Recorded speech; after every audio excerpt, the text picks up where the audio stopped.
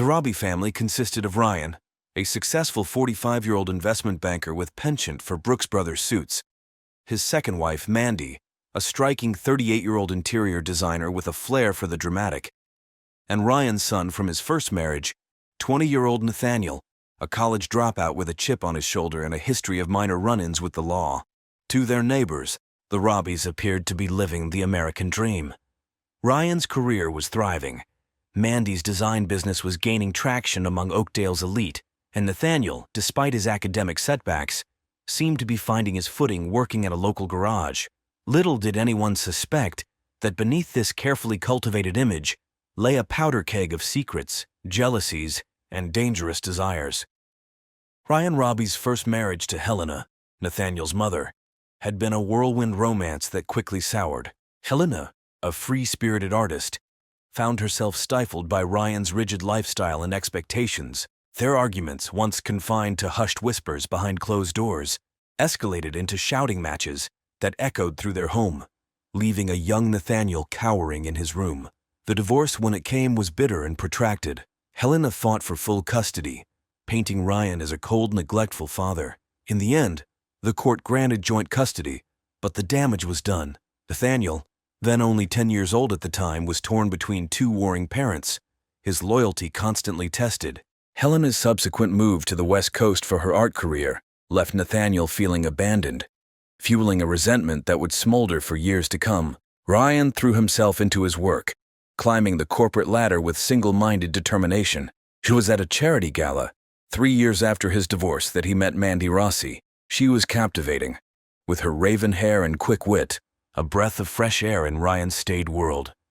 Mandy saw in Ryan not just financial security, but a chance at the stable family life she'd never had growing up in foster care.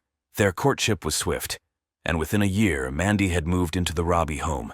Nathaniel, now 14 and in the throes of adolescent angst, viewed his new stepmother with suspicion and hostility. Mandy's attempts to bond with her stepson were met with cold indifference at best and open hostility at worst.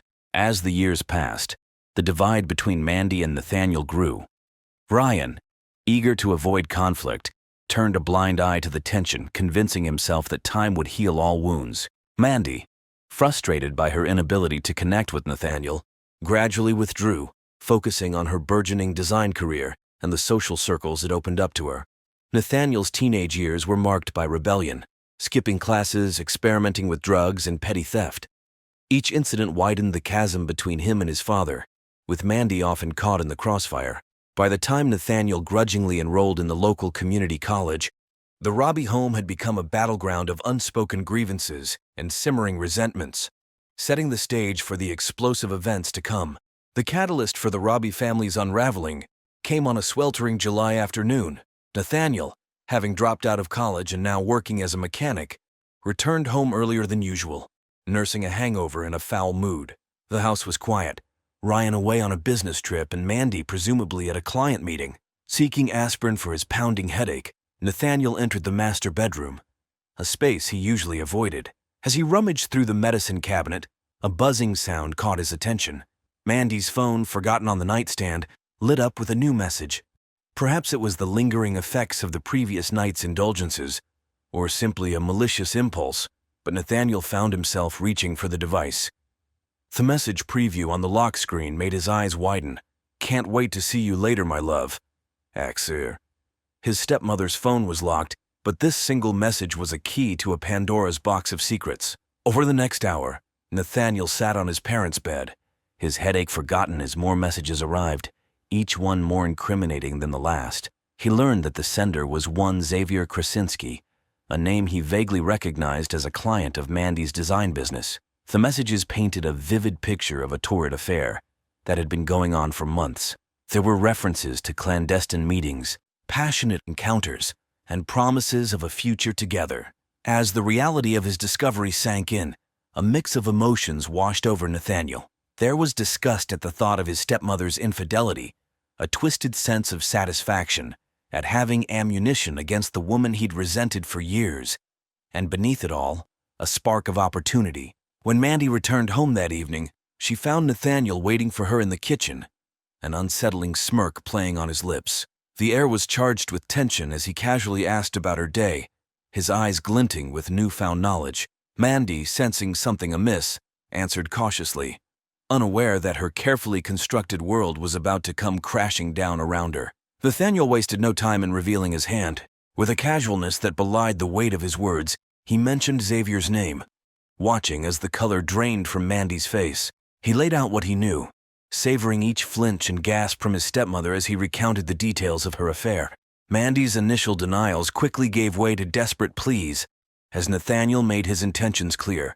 He wanted money, $1,000 a month in exchange for his silence. The irony wasn't lost on him. For years he'd resented Mandy's presence in his life, and now he saw an opportunity to profit from it. Her voice shaking, Mandy tried to reason with him. She spoke of family loyalty, of the pain this would cause Ryan, of the potential to tear their lives apart. But Nathaniel was unmoved. With cold calculation, he pointed out that it was Mandy who had jeopardized their family with her infidelity. He was merely capitalizing on her mistake. The negotiations were tense, with Mandy trying to bargain the amount down and Nathaniel standing firm. In the end, faced with the prospect of losing everything, her marriage, her social standing, her carefully cultivated image, Mandy capitulated. She agreed to Nathaniel's terms, her voice hollow with defeat, as she promised to make the first payment the following day. As Nathaniel left the kitchen, a sense of power surged through him. He had the upper hand for the first time in years, and he intended to make the most of it. Mandy, left alone, her mind racing as she grappled with the magnitude of her predicament. The first payment was made in cash, handed over in a plain envelope in the garage, away from prying eyes. Nathaniel counted the bills slowly, relishing Mandy's discomfort. With a smirk, he reminded her that this was just the beginning. In the weeks that followed, a new dynamic took hold in the Robbie household. On the surface, little had changed. Ryan remained oblivious, absorbed in his work. But beneath the veneer of normalcy, a current of tension crackled. Mandy walked on eggshells, her once confident demeanor replaced by nervous glances and forced smiles. Nathaniel, emboldened by his newfound power, became more openly disrespectful, knowing Mandy wouldn't dare challenge him. As summer waned, the weight of her secret and the strain of meeting Nathaniel's demands began to take their toll on Mandy. Little did she know, this was only the beginning of a nightmare that would spiral far beyond her control. As weeks turned into months, the fragile equilibrium in the Robbie home began to crumble. Nathaniel, intoxicated by his newfound power, grew bolder in his demands. The monthly payments, once a source of smug satisfaction, now seemed paltry compared to the control he wielded over his stepmother's life. It started small. Snide comments at the dinner table, thinly veiled threats disguised as innocent conversation. Nathaniel would casually mention Xavier's name in Ryan's presence, watching Mandy's face contort with panic before smoothly changing the subject. He reveled in her fear, in the way her hands would shake as she poured the wine, in the dark circles that began to form under her eyes as sleepless nights took their toll. By October, the original agreement no longer sufficed. Nathaniel cornered Mandy in the laundry room, demanding an increase to $1,500 a month. When Mandy protested, citing the difficulty of explaining the withdrawals to Ryan, Nathaniel's eyes hardened. He reminded her of the photos he'd discovered on her phone, intimate images never meant for his eyes, and how easily they could find their way to Ryan's inbox. Mandy's world was unraveling. The stress of maintaining her secret life with Xavier, coupled with Nathaniel's escalating blackmail, was pushing her to the brink. Her design business began to suffer as she missed appointments and turned in subpar work. Clients, once charmed by her vivacity, now complained about her distracted demeanor and lack of creativity. As autumn progressed, Nathaniel's demands extended beyond money. He began to treat the house as if it were his own, throwing parties when Ryan was away on business trips, leaving Mandy to clean up the aftermath. He borrowed Ryan's prized vintage car without permission, returning it with mysterious dents and scratches. Each transgression was met with a pointed look that silenced any protest Mandy might have mustered. The power dynamic in the house had shifted dramatically. Nathaniel now ruled the roost, his every whim catered to by an increasingly desperate Mandy. She found herself walking a tightrope, trying to meet Nathaniel's demands while maintaining the facade of normalcy for Ryan. As Thanksgiving approached, bringing with it the prospect of extended family gatherings and increased scrutiny, Mandy knew something had to give. She couldn't continue like this indefinitely. With growing dread, she realized she needed help, and there was only one person she could turn to. In early December, Mandy made a decision that would set in motion a chain of irreversible events. After weeks of agonizing, she confided in Xavier about the blackmail. The meeting took place in a nondescript motel on the outskirts of town, their usual rendezvous point.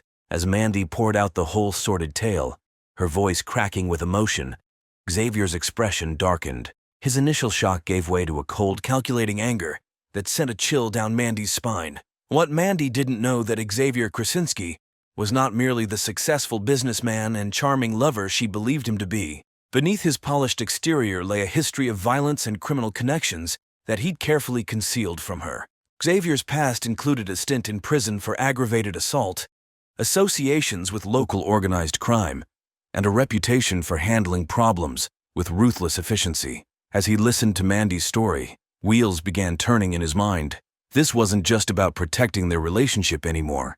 It was about eliminating a threat. He assured Mandy that he would take care of everything, his tone soothing but his eyes hard as flint. Mandy, desperate for a solution and blinded by her feelings for Xavier, felt a wave of relief wash over her. Finally, she thought, someone else would shoulder this burden. Over the next few days, Xavier set his plan in motion. He reached out to old contacts, gathering information on Nathaniel's habits, his workplace, his favorite haunts. He was meticulous in his planning, leaving nothing to chance. Unbeknownst to Mandy, Xavier had no intention of simply buying Nathaniel's silence or reasoning with him. In Xavier's world, problems like this were solved permanently, and collateral damage was an acceptable risk. As Christmas decorations began to appear in the windows of Oakdale's homes, Xavier made his move. He approached Nathaniel outside the garage where he worked, his demeanor friendly, but his eyes cold. The conversation that followed was brief, but loaded with unspoken threats. Xavier made it clear that he knew about the blackmail, and that Nathaniel was playing a dangerous game. Nathaniel, however, was not as easily cowed as Xavier had anticipated. Years of resentment and the taste of power had hardened him. Instead of backing down, he sneered at Xavier, suggesting that perhaps Ryan would be interested in knowing about his wife's extracurricular activities. As Xavier walked away, his genial mask slipping to reveal a flash of genuine anger, both knew that the stakes had just been raised exponentially. The game was no longer just about money or secrets. It had become a battle of wills, with potentially deadly consequences. The week before Christmas, Xavier decided to take more direct action. His warning to Nathaniel had fallen on deaf ears, and he knew that Mandy was at her breaking point. Under the guise of a pre-holiday drinks invitation, Xavier lured Nathaniel to a secluded area near the old mill on the outskirts of town. The winter air was crisp. He offered a substantial sum, $50,000, for Nathaniel to leave and never contact Mandy again. It was meant to be a final generous offer before resorting to more drastic measures. Nathaniel, however, had severely underestimated the danger he was in. Emboldened by months of successfully manipulating Mandy, he scoffed Xavier's offer. In a display of youthful arrogance, he countered with an outrageous demand, $250,000, or he'd expose both Mandy and Xavier to Ryan and the entire community. What happened next was a blur of motion and violence. Xavier, his patience exhausted, lashed out with a speed and ferocity that caught Nathaniel completely off guard. The ensuing struggle was brief but brutal. Xavier's experience and ruthlessness quickly overwhelmed Nathaniel, leaving the younger man battered and bloodied on the frozen ground. As Nathaniel lay there tasting blood and fear for the first time, Xavier delivered a final warning. For this was his last chance to walk away, to forget everything he'd seen and heard.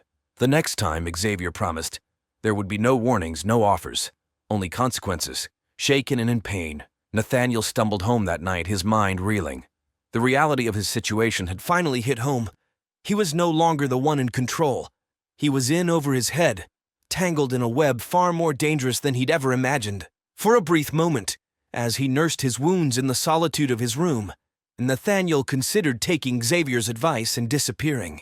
But as the pain of his injuries gave way to a burning anger, his resolve hardened. He wasn't going to be intimidated. If anything, this attack had only strengthened his determination to see this through to the end, whatever that might be. As Christmas approached, the atmosphere in the Robbie home grew increasingly tense. Mandy, already stretched to a breaking point, now had to contend with Nathaniel's escalating demands and increasingly erratic behavior. The bruises from his encounter with Xavier had faded, but his anger had only intensified.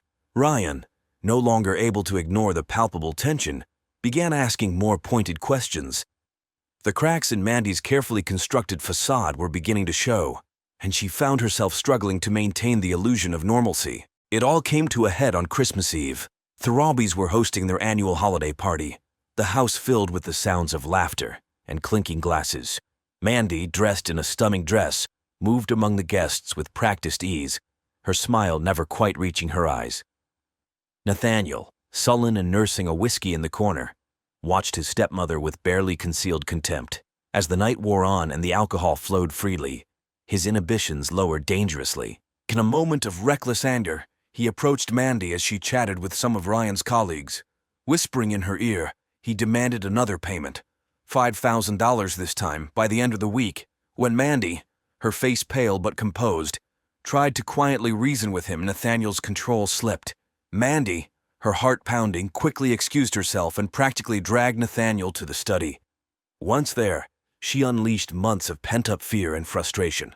In hushed but intense tones, she told Nathaniel that she was done. She wouldn't pay him anymore. If he wanted to tell Ryan, then so be it. She was tired of living under the weight of his threats. Nathaniel, caught off guard by her sudden defiance, lashed out verbally, threatening not just to expose her affair but to destroy her reputation, her marriage, her entire life. He stormed out of the study, leaving Mandy trembling but oddly relieved. She had finally stood up to him, consequences be damned. As the party wound down and guests began to leave, Mandy knew she had reached a point of no return. Something had to be done, and soon. With shaking hands, she reached for a phone and sent a text to Xavier. "We need to talk, it's urgent." January 15th dawned cold and gray, a fitting backdrop for the tragedy about to unfold. Mandy had spent the week since Christmas in a state of constant anxiety, jumping at every sound, flinching every time Nathaniel entered a room. Her conversation with Xavier had been brief but intense. He had listened to her desperate pleas, his face an unreadable mask, and simply said, "I'll take care of it." Those words, which had initially brought her relief, now haunted her. What exactly did Xavier mean? As much as she wanted an end to Nathaniel's blackmail, the thought of what that end might entail filled her with dread. Nathaniel, for his part, had been unusually quiet since the Christmas Eve confrontation. He seemed to be weighing his options, unsure of how to proceed now that Mandy had called his bluff. The uncertainty only added to the suffocating tension in the house. That evening, Ryan was working late, as he often did. Mandy sat in the living room, absently flipping through a magazine, her mind elsewhere. The sound of Nathaniel's car pulling into the driveway made her stiffen. She heard the front door open, his footsteps in the hall, then silence. Upstairs, Nathaniel entered his room, his mind made up. He was done playing games. Tomorrow, he would tell his father everything. Let the chips fall where they may. He was so absorbed in his thoughts that he didn't hear the soft footsteps approaching his door. The knock, when it came, startled him. Expecting Mandy, he opened the door with a sneer already forming on his lips. The sight of Xavier standing there, his expression grim, wiped the sneer away instantly. What happened next was a flurry of violence that lasted mere minutes, but would have repercussions for years to come. Xavier forced his way into the room, closing the door behind him. Words were exchanged. Threats, pleas, desperate bargaining. But Xavier hadn't come to negotiate. The first blow caught Nathaniel by surprise, sending him stumbling back against his desk. He fought back, his youth and desperation lending him strength.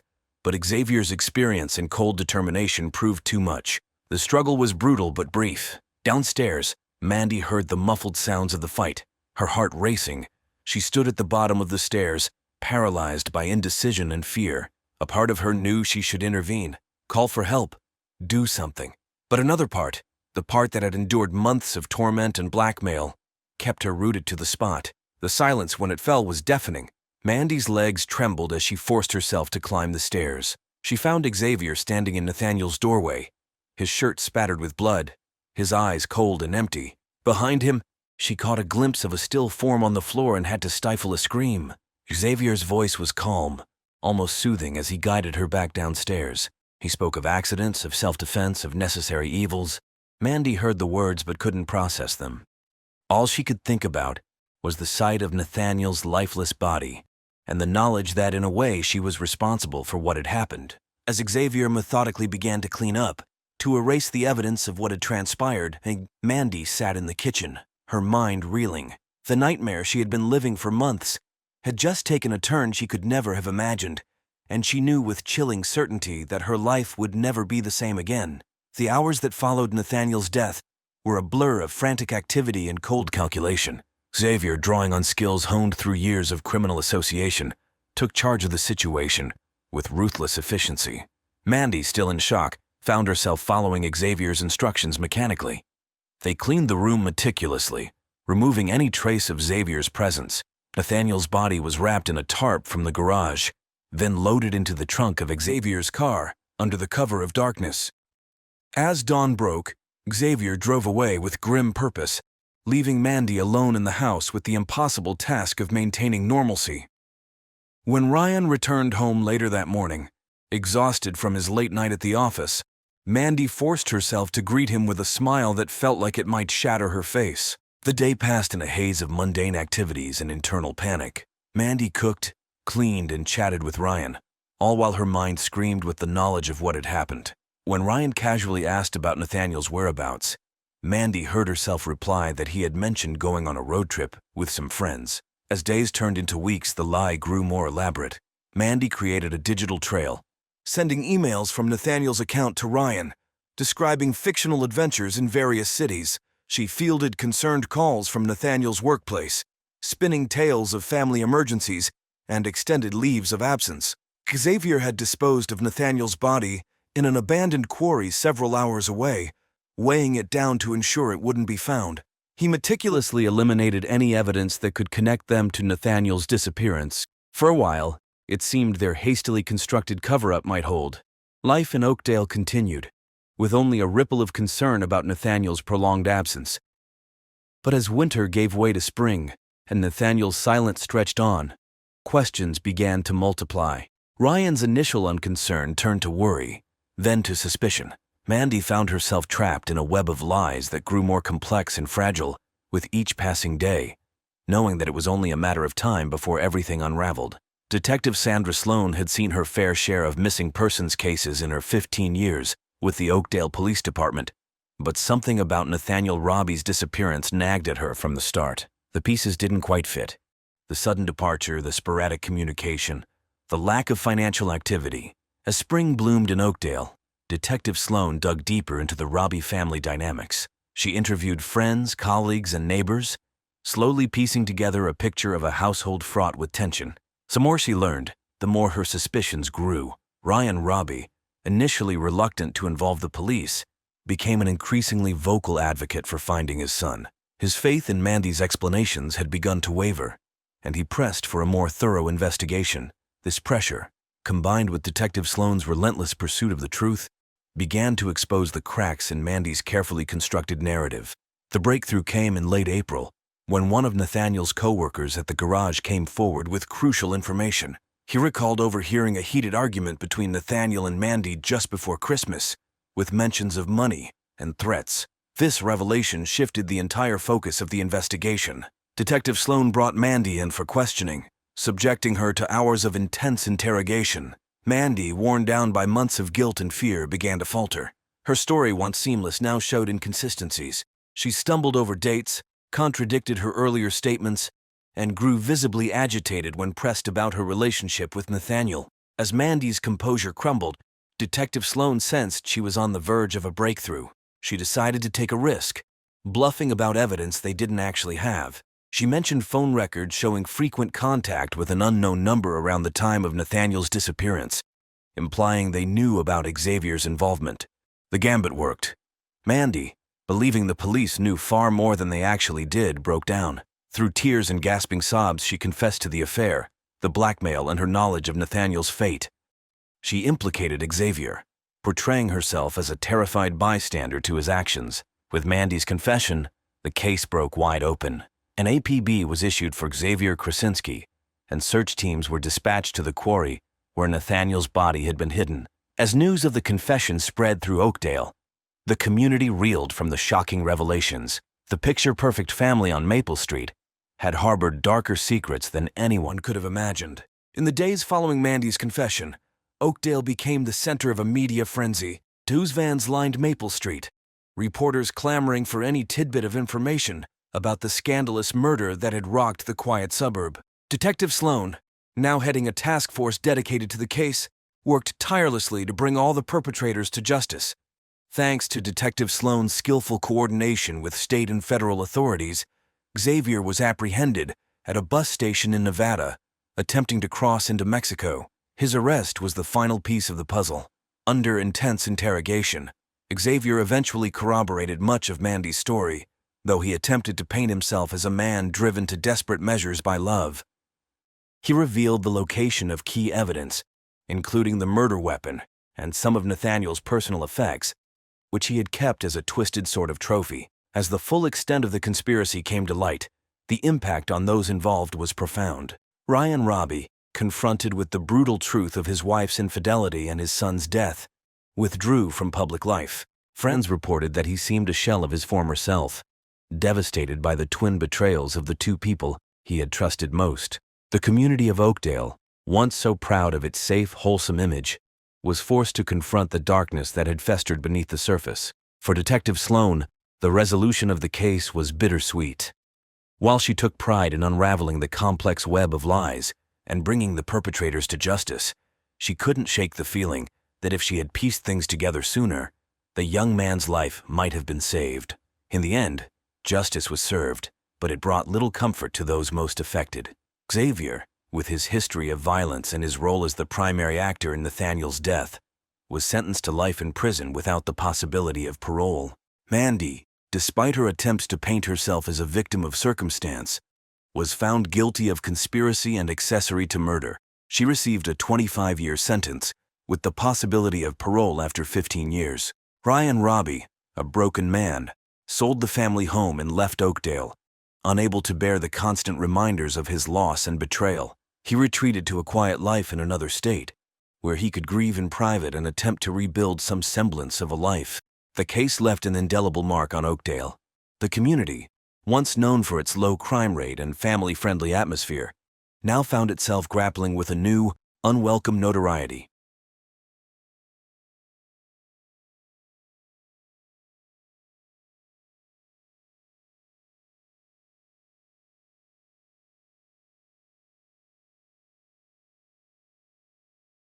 Saffron Callahan was a force to be reckoned with.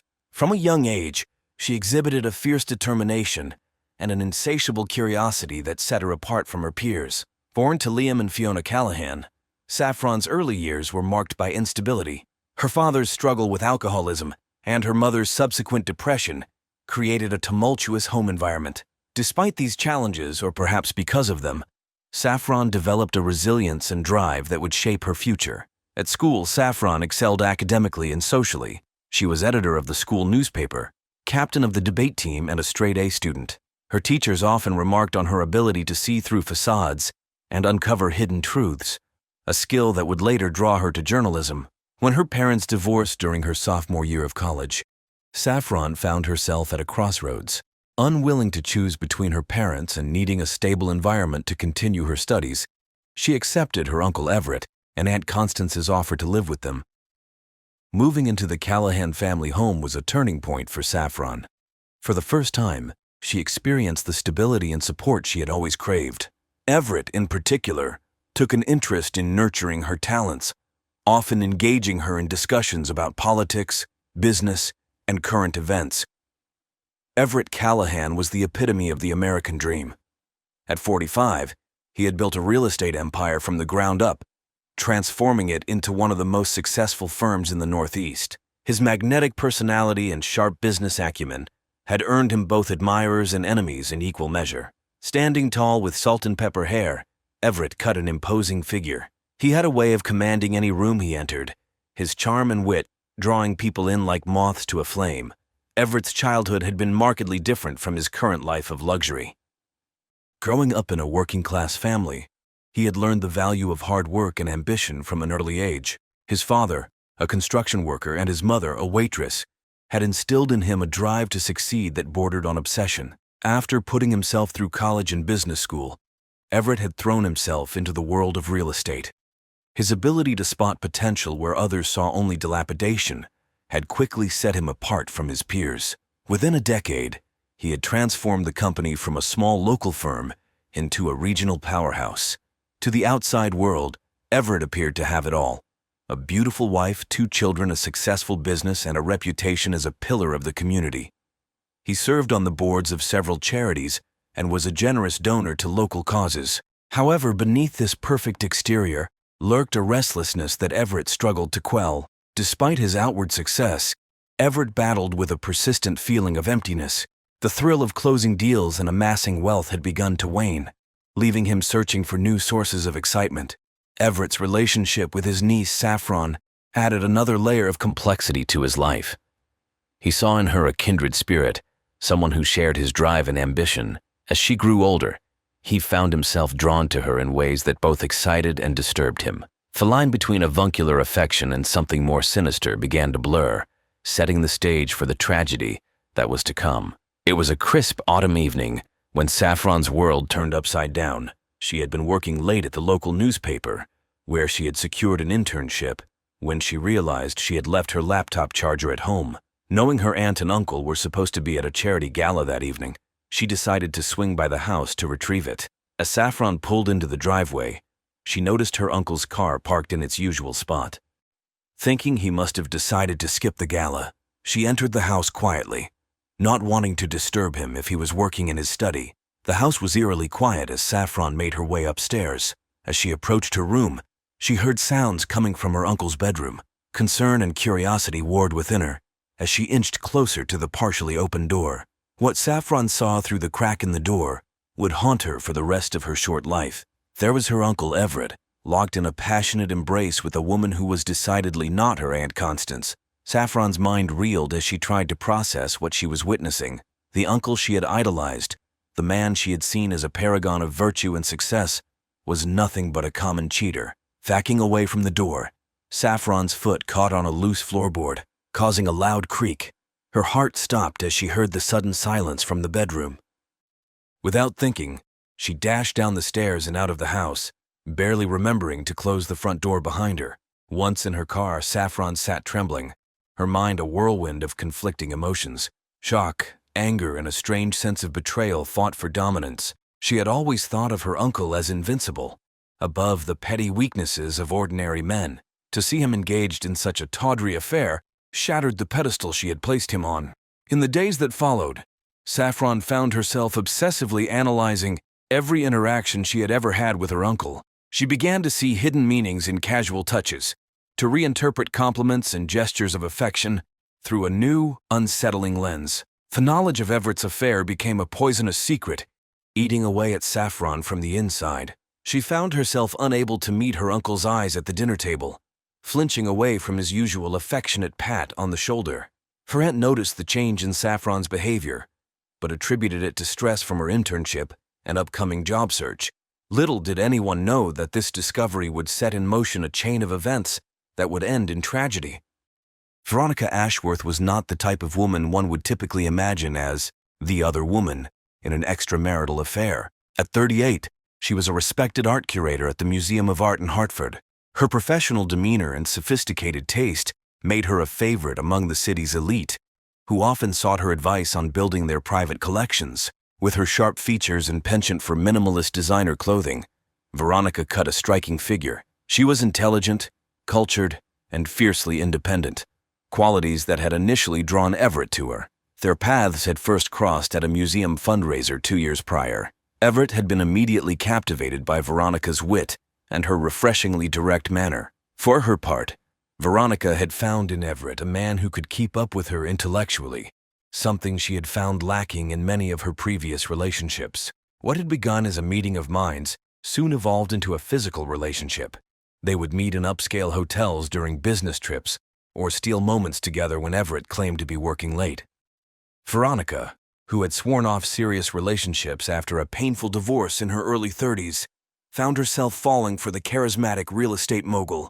However, Veronica was not naive. She knew Everett was married and had no illusions about their relationship. She told herself that she was satisfied with the stolen moments and passionate encounters, that she didn't need or want the complications of a full-time relationship.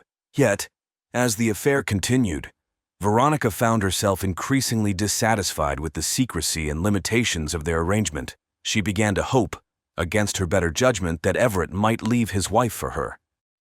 Little did Veronica know that her affair with Everett was about to be thrust into the spotlight in the most tragic way possible. The discovery of their relationship would set off a chain reaction that would end in murder, forever altering the lives of everyone involved. In the weeks following her discovery of Everett's affair, Saffron found herself spiraling into a dark obsession. Her once bright future seemed to dim as she became consumed with thoughts of her uncle and the mysterious other woman. Saffron's work at the newspaper began to suffer as she spent countless hours scouring social media and local event photos, trying to identify the woman she had glimpsed in Everett's bedroom. Her search became all-consuming, causing her to neglect her responsibilities and withdraw from her friends and family. As she delved deeper into her investigation, Saffron began to experience a disturbing shift in her emotions. The initial shock and disgust at her uncle's infidelity gradually gave way to a complex mix of jealousy and desire. She found herself imagining what it would be like to be the object of Everett's illicit affections, to be the one he risked everything for. These thoughts both thrilled and horrified Saffron. She knew they were wrong, that the very idea of being attracted to her uncle was taboo. Yet she couldn't shake the growing fixation. She began to pay more attention to her appearance when she knew Everett would be around, wearing more makeup and choosing outfits that accentuated her figure. Saffron's behavior didn't go unnoticed. Her Aunt Constance expressed concern over her niece's sudden mood swings and distracted demeanor. Everett, too, seemed to sense the change in Saffron, often catching her staring at him with an unreadable expression. One evening, as Saffron was helping Constance prepare dinner, she overheard a phone conversation between Everett and someone he called V. The intimate tone of his voice left no doubt in Saffron's mind that this was the other woman. Hearing the affection in her uncle's voice as he spoke to his lover ignited a fierce jealousy in Saffron that she could barely contain. That night, alone in her room, Saffron made a decision. She would expose Everett's affair, but not out of any sense of moral duty or concern for her aunt. Though Saffron's motivations were far more selfish and twisted, she convinced herself that by revealing the affair, she would be removing the other woman from the equation, leaving her free to pursue her own relationship with Everett. In her increasingly delusional state, Saffron began to reinterpret every interaction she'd ever had with her uncle. The proud smile he'd given her at her high school graduation, the long conversations they'd had about her future, the comforting hug he'd offered when she was upset. All of these took on new, inappropriate meanings in Saffron's mind. As she formulated her plan to confront Everett, Saffron's guilt and shame were overwhelmed by a toxic mix of desire and a misguided sense of entitlement. She had convinced herself that she understood Everett in a way no one else did, that they shared a special connection that transcended their familial relationship. Little did Saffron know that her descent into obsession was leading her down a path from which there would be no return. The once promising young journalist was now on a collision course with tragedy, driven by desires she barely understood, and a jealousy that would ultimately prove fatal. On a rainy Tuesday evening, Saffron decided it was time to put her plan into action. Saffron found Everett in his study, poring over some blueprints for a new development. She knocked on the open door, her heart pounding so loudly Everett looked up, his face breaking into a warm smile that made Saffron's knees weak. "Everett, is it all right if I talk to you about something?" Saffron's voice quavered slightly as she spoke. Noticing her serious tone, Everett's expression shifted to one of concern. "Of course, what's on your mind?" Saffron closed the door behind her and took a deep breath. "I know about your affair, Uncle Everett." The color drained from Everett's face as he stared at his niece in shock. "I saw you that night you were supposed to be at the gala. I came home and saw you with her." She paused, gathering her courage for what she was about to say next. "And I want you to know that it's okay. I understand." Everett's shock turned to confusion. "This isn't something you should be involved in. It's complicated, and it's not what you think." Taking a step closer to her uncle, Saffron's voice dropped to a near whisper. "I think it's exactly what I think. You're not happy with Aunt Constance. You need someone who truly understands you, someone who can match your passion and ambition." With each word, she moved closer, until she was standing directly in front of Everett's desk. Everett stood abruptly, his chair scraping loudly against the hardwood floor. "Saffron, this conversation needs to end right now. You're my niece, and what you're implying is completely inappropriate."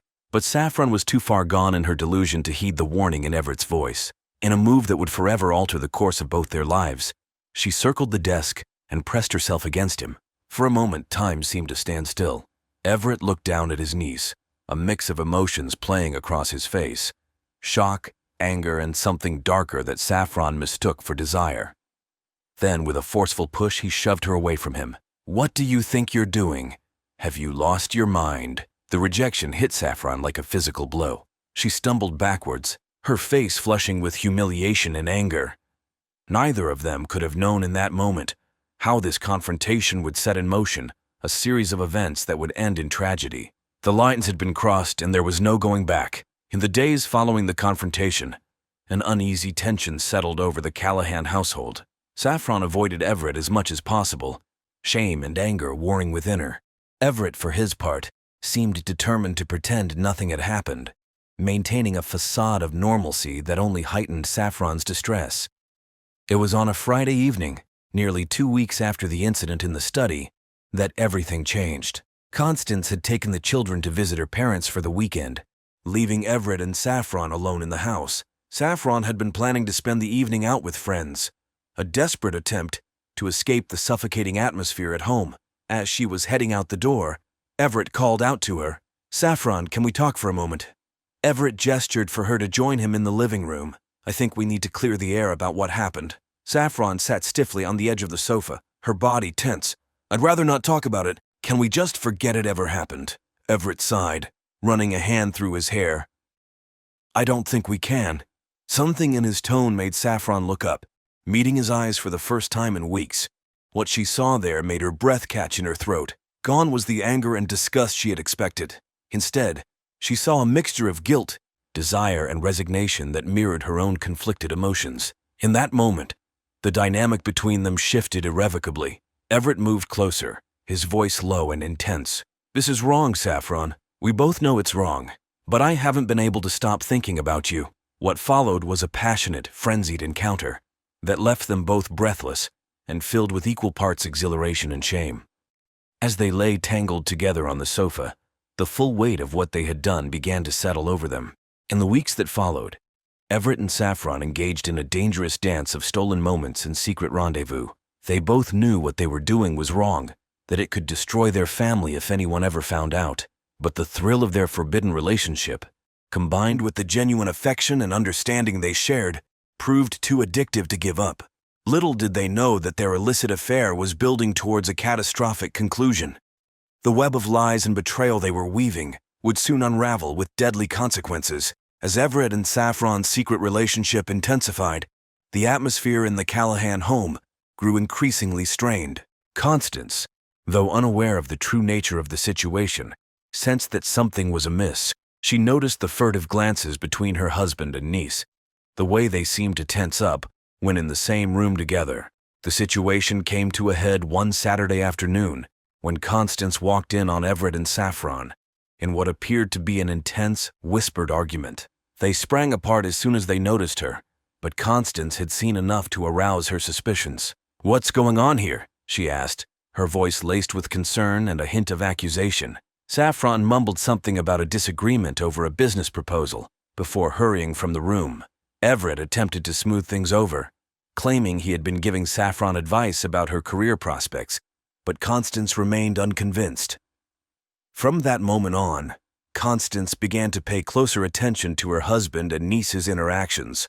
She noticed how they always seemed to be in the same room, how their conversations would abruptly cease when she entered. A seed of doubt had been planted, and it was beginning to grow. As the weeks passed, the tension in the house became palpable. Family dinners, once a time of lively conversation and laughter, became stilted affairs filled with awkward silences and forced small talk. Constance's attempts to draw out what was wrong were met with deflection from Everett and evasion from Saffron. Unbeknownst to all, the carefully constructed facade of the Callahan family was beginning to crack. The truth, with all its ugly implications, was threatening to burst forth, and when it did, the consequences would be devastating. As autumn gave way to winter, Everett Callahan found himself trapped in a prison of his own making. The initial thrill of his affair with Saffron had long since faded, replaced by a constant, gnawing anxiety. The pressure was coming from all sides. Veronica, unaware of his dalliance with Saffron, had begun to push for more commitment. She wanted him to leave Constance, to start a new life with her.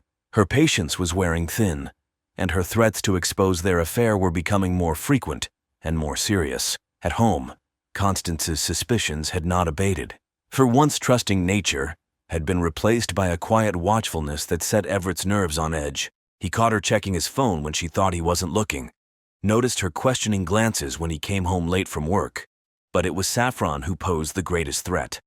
What had begun as a misguided infatuation on her part had evolved into something far more dangerous. She had become possessive, jealous not just of Constance but of Veronica as well. Her demands for Everett's time and attention were becoming increasingly difficult to manage. One particularly tense evening, after a close call where Constance had nearly walked in on them in a compromising position, Everett tried to end things with Saffron. "This has to stop," he had told her. Saffron's eyes had flashed with a mixture of hurt and anger. "You can't end this, I won't let you. If you try to leave me, I'll tell everyone what we've done." The threat hung in the air between them, and Everett felt the last vestiges of control slipping away from him. He was trapped, caught between three women, each holding a piece of his destruction in their hands. The night that would change everything started like any other. The Callahan family had just finished dinner, with Constance and the children settling in for a movie night. Everett begged off, claiming he had work to finish in his study. Saffron too excused herself, saying she had plans with friends. But Saffron had no intention of going out that night. Instead, she waited until she was sure the rest of the family was engrossed in their movie before slipping into Everett's study. She found him at his desk, his head in his hands. "We need to talk," Saffron said, closing the door behind her. Saffron moved closer, her eyes blazing with a mixture of hurt and determination. "You need to choose her or me. I won't be your little secret anymore." In that moment, looking at Saffron's face twisted with jealousy and desperation, Everett saw his entire life crumbling before his eyes. Everything he had worked for, everything he had built, was about to be torn apart by this girl's misguided obsession. Something inside Everett broke. With a roar of frustration and fear, he lunged at Saffron, his hands closing around her throat. He wanted to stop her, to silence the threats that were destroying his world. But once he started, he couldn't stop. Saffron's eyes widened in shock and fear as she clawed at his hands, trying to break free. But Everett was stronger, his grip fueled by panic and adrenaline. It was over in minutes. Saffron's struggles weakened, then ceased altogether. When Everett finally came to his senses and released his grip, she crumpled to the floor, lifeless. The discovery of Saffron's body sent shockwaves through the Callahan household and the wider community. It was Constance who found her, alerted by the unusual silence from Everett's study. Her scream of horror brought the children running, and within minutes the house was swarming with police and paramedics. Everett, in a state of shock, had been found sitting in his chair staring blankly at Saffron's body. He offered no resistance as the police led him away, his silence interpreted as stunned grief by the officers on the scene. Detective Lena Kirka, a veteran of the police department's homicide division, was assigned to lead the investigation. From the moment she stepped into the Callahan home, she sensed that this case was far more complex than a simple home invasion gone wrong, which was the initial theory. As she interviewed the family members, inconsistencies began to emerge. Constance, while devastated, seemed to be harboring suspicions about her husband. The children, Rowan and Ivy, spoke of increasing tension in the house over the past few months, particularly between Everett and Saffron. But it was Everett's behavior that raised the most red flags for Detective Kirk.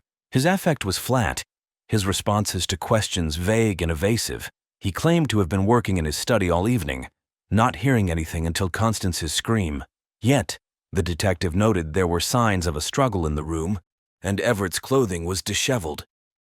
As the investigation progressed, more questions arose. Why had Saffron lied about going out with friends? What was she doing in Everett's study so late at night? And most intriguingly, who was the mysterious V that appeared frequently in Saffron's text messages and emails? The autopsy report brought another twist to the case. The cause of death was strangulation, but the medical examiner also found evidence of sexual activity shortly before Saffron's death.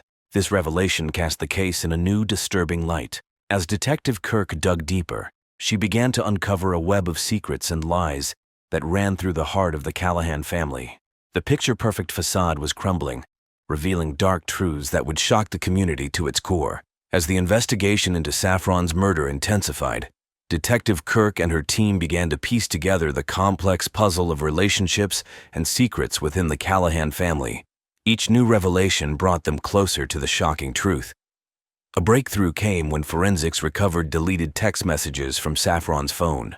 The messages revealed a passionate, illicit relationship with an older man, referred to only as E. The content of the messages left little doubt that E was Everett Callahan.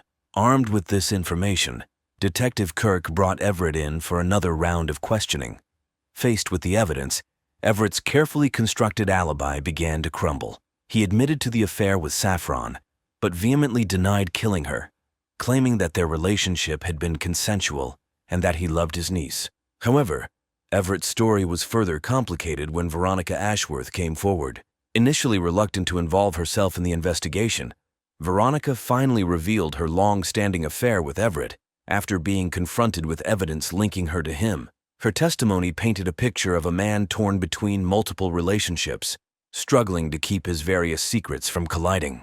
Meanwhile, a more thorough search of the Callahan home uncovered a journal hidden in Saffron's room. The entries detailed her growing obsession with her uncle, her discovery of his affair with Veronica, and her plan to confront him on the night of her death. The final entry, dated the day she died, contained a chilling line. "Tonight everything changes. He'll have to choose, her or me." This evidence, combined with the forensic analysis of the crime scene, began to paint a clear picture of what had transpired on that fatal night.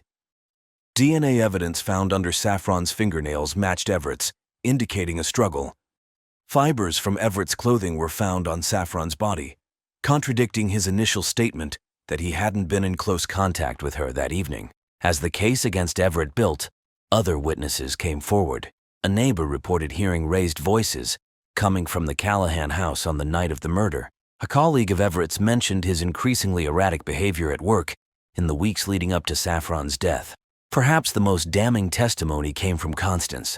After days of questioning and faced with the mounting evidence of her husband's infidelity, she finally broke down. She revealed that she had suspected something was going on between Everett and Saffron for weeks. On the night of the murder, she had overheard part of their argument, but had been too afraid to intervene. As Detective Kirk compiled all the evidence, a timeline of events emerged.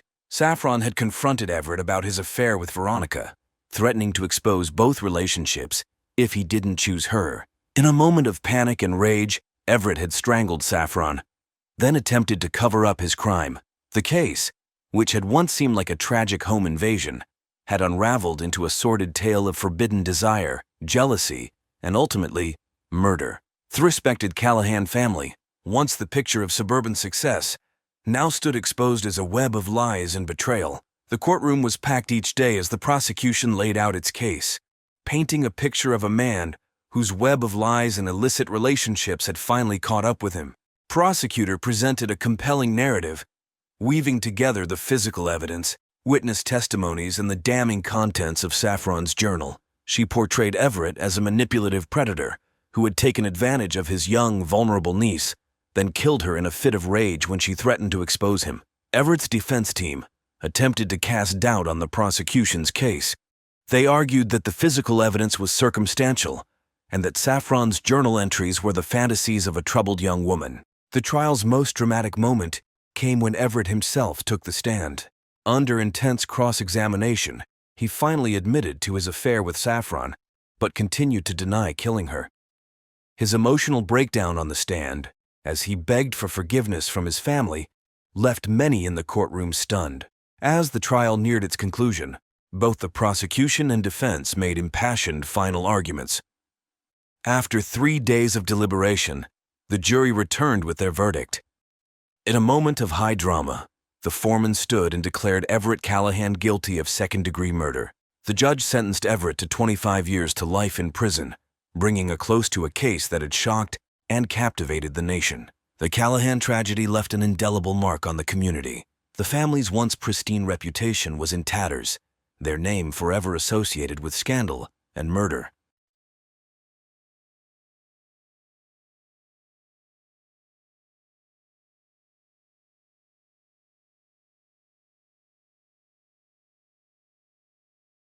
Scarlett Reeves was a rising star in the world of corporate law when she first encountered Darren Felton at a charity gala in Richmond. At 28, she was ambitious, brilliant, and strikingly beautiful. Darren, 15 years her senior, was immediately smitten. As the CEO of his successful manufacturing company, he exuded power and confidence. His salt and pepper hair and tailored suit spoke of wealth and influence, and Scarlett found herself drawn to his charisma and worldly experience. Their courtship was a whirlwind of expensive dinners, weekend getaways, and lavish gifts. Darren wooed Scarlett with the kind of attention and luxury she had always dreamed of, but never experienced in her middle-class upbringing. Within 6 months, he had proposed with a diamond ring that could have paid off her student loans twice over. The wedding was the social event of the season in Sunnyside, where Darren had recently relocated his company headquarters. Scarlett walked down the aisle of the town's historic chapel, resplendent in a designer gown, her face glowing with what appeared to be joy and love. As they exchanged vows, neither could have predicted how quickly their fairy tale would unravel. The first year of marriage seemed idyllic on the surface. Scarlett left her job in Richmond to become the perfect society wife, throwing herself into charity work and social events. But behind closed doors, cracks began to appear. Darren's controlling nature, at first masked as protectiveness, became suffocating. He questioned her every move, criticized her choices, and slowly isolated her from her former colleagues and friends. Scarlett found herself trapped in a gilded cage, her once vibrant personality dimming under the weight of Darren's expectations. She tried to rekindle her legal career, but Darren vehemently opposed the idea, insisting that his wife need not work. Their arguments became more frequent, their silences more prolonged. As the years passed, the Feltons maintained a facade of marital bliss for the town to see. They hosted elaborate dinner parties, attended every important social function, and donated generously to local causes. But those closest to them noticed the strain. Scarlett's smiles never quite reached her eyes, and Darren's possessive hand on her waist seemed more like a shackle than a loving gesture. By their 5th anniversary, the love that had once burned so brightly had been reduced to cold ashes. They slept in separate bedrooms, their conversations reduced to terse exchanges about household matters and social obligations. It was into this atmosphere of quiet desperation that Chris Felton would arrive, unknowingly setting in motion a chain of events that would end in bloodshed. The summer of 2017 brought an unexpected change to the Felton household. Chris, Darren's 18-year-old son from his first marriage, arrived in Sunnyside with little more than a duffel bag and a rebellious attitude, handsome and standing at 6 feet tall. Chris's childhood had been marked by his parents' bitter divorce when he was just 5 years old. His mother, Adrienne, had struggled with addiction, leaving Darren to gain full custody. However, Darren's demanding career meant that Chris was primarily raised by a series of nannies and boarding schools. The result was a young man who felt abandoned by both parents, harboring a deep-seated resentment towards his father. After a tumultuous freshman year at college, marked by academic probation and a stint in rehab for alcohol abuse, Chris had been given an ultimatum by Darren: come home, work for Felton his company, and get his life together, or be cut off entirely. With few options and even less enthusiasm, Chris had grudgingly agreed. Scarlett's first encounter with her stepson was awkward at best. She had met him briefly at the wedding 5 years prior, but the sullen 14-year-old had transformed into a strikingly handsome young man. For his part, Chris was taken aback by Scarlett's youth and beauty, having expected someone closer to his father's age. Darren wasted no time in putting Chris to work, insisting he start at the bottom of the company ladder. This meant long hours at the factory, learning every aspect of the business from the ground up. It was a punishing schedule designed to instill discipline, but it only served to deepen the rift between father and son. As the weeks passed, Scarlett found herself increasingly drawn to Chris's presence in the house. His youthful energy and rebellious spirit were a stark contrast to the stifling atmosphere she had grown accustomed to. She began to look forward to their brief interactions, a shared laugh over breakfast, a sympathetic smile when Darren was being particularly demanding. Little did any of them realize that Chris's arrival had set the stage for a dangerous attraction that would soon spiral out of control, threatening to destroy the fragile balance of the Felton family forever. The catalyst for Scarlett and Chris's illicit relationship came on a sweltering August night. Darren was away on a business trip, leaving Scarlett alone in the vast, empty house. Unable to sleep in the oppressive heat, she had gone downstairs for a glass of water, only to find Chris in the kitchen, shirtless and glistening with sweat after a late-night run. Their eyes met, and in that moment, something shifted. The air between them crackled with unspoken tension. Scarlett found herself mesmerized by the defined muscles of his chest, the vulnerable look in his eyes, so unlike his father's hard gaze. Chris, in turn, was struck by Scarlett's beauty, her silk nightgown clinging to her curves in the humid air. They talked for hours that night, sharing confidences they had never dared voice before. Scarlett spoke of her frustrations with Darren, her feelings of being trapped and unfulfilled. Chris opened up about his troubled relationship with his father, his struggles with addiction, and his dreams of breaking free from the Felton legacy. As dawn broke, they found themselves drawn together, their lips meeting in a kiss that was equal parts passion and desperation. It was a moment of weakness that would have far-reaching consequences. In the days that followed, Scarlett and Chris tried to forget what had happened, to chalk it up to a moment of madness. But the attraction between them had been unleashed, and it proved impossible to ignore. Stolen glances across the dinner table, lingering touches as they passed in the hallway. Every interaction was charged with forbidden desire. Their first real tryst occurred 2 weeks later. Darren had fallen asleep early, as he often did after drinking too much scotch. Scarlett slipped out of their bedroom and made her way to the pool house, where Chris had taken up residence. Under the cover of darkness, they gave in to their passion, their lovemaking urgent and frantic, both aware of the enormous risk they were taking. As the affair deepened, so did their emotional connection. Scarlett rediscovered parts of herself she thought long buried. Her wit, her adventurous spirit, her capacity for joy. Chris, for his part, found in Scarlett the love and acceptance he had always craved. They began to imagine a future together, away from Darren's controlling influence and the suffocating expectations of society. But reality had a way of intruding on their fantasies. The guilt weighed heavily on both of them, particularly Scarlett. She was acutely aware of the betrayal, not just of her marriage vows, but of the trust Darren had placed in her as a stepmother to his son. Chris struggled with his own conflicting emotions, the thrill of the affair warring with his complicated feelings towards his father. Despite the risks, they found it impossible to end their relationship. They began to take greater chances, meeting in secluded spots around town, exchanging passionate emails, and even sneaking away for a weekend trip under the guise of Scarlett visiting an old college friend. As autumn approached, their affair had become all-consuming. Scarlett walked a constant tightrope, playing the role of devoted wife while secretly planning rendezvous with Chris. She knew that what they were doing was dangerous, potentially ruinous for all involved. But in Chris's arms, she felt alive for the first time in years. Neither Scarlett nor Chris could have foreseen the tragic turn their secret passion would take. As they continued to weave their web of lies and stolen moments, the stage was set for a confrontation that would shatter the carefully constructed facade of the Felton family and leave an indelible mark on the town of Sunnyside. As summer faded into fall, Scarlett Felton found herself caught in an increasingly complex web of deceit. By day, she maintained her role as the perfect society wife, attending charity luncheons, hosting dinner parties, and standing dutifully by Darren's side at corporate events. But in stolen moments, hidden from the prying eyes of Sunnyside's gossip-hungry residents, she was a woman transformed, alive with passion in the arms of her young lover. The strain of her double life began to take its toll. Scarlett lost weight, her appetite diminished by the constant stress of maintaining her secret. Dark circles appeared under her eyes, poorly concealed by expensive concealers. She jumped at unexpected noises, always fearing discovery.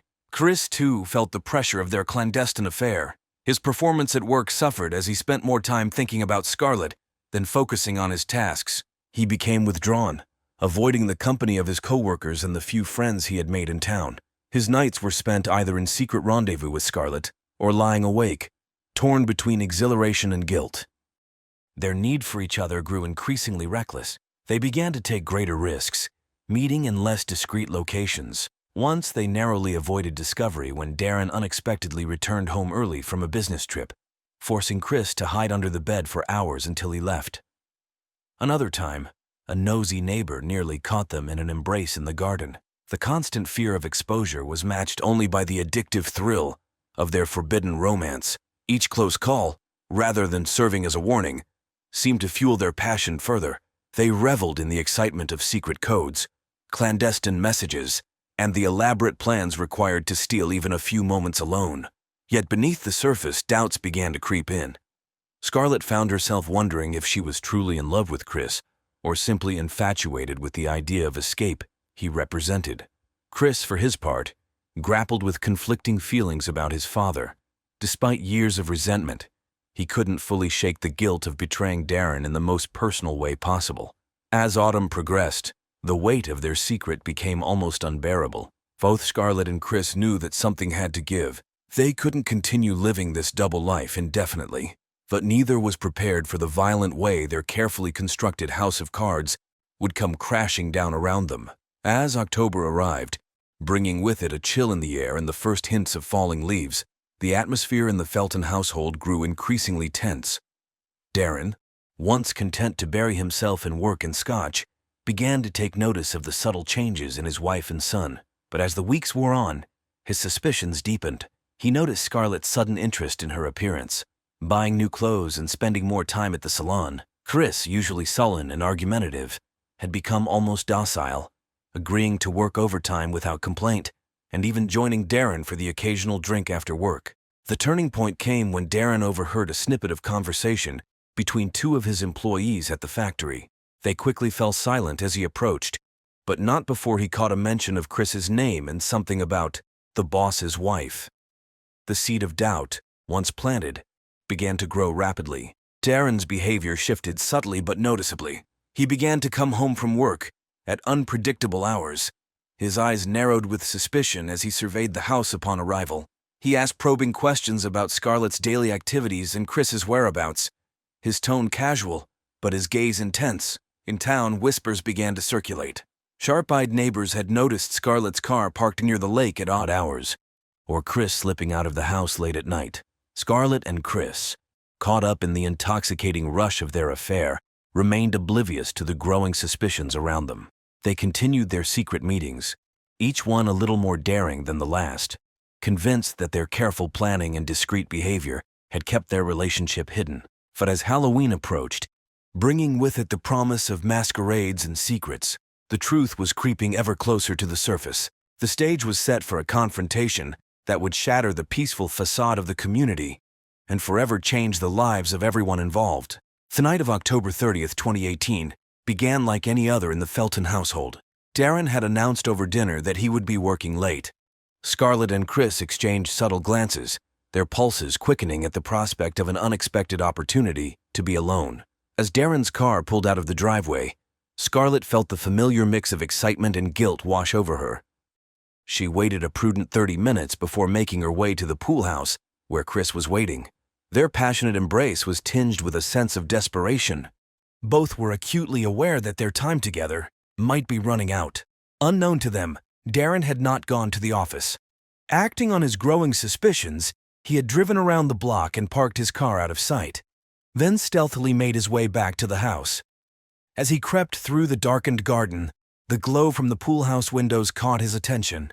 Moving closer, he heard muffled voices and laughter, sounds that stopped him cold in his tracks.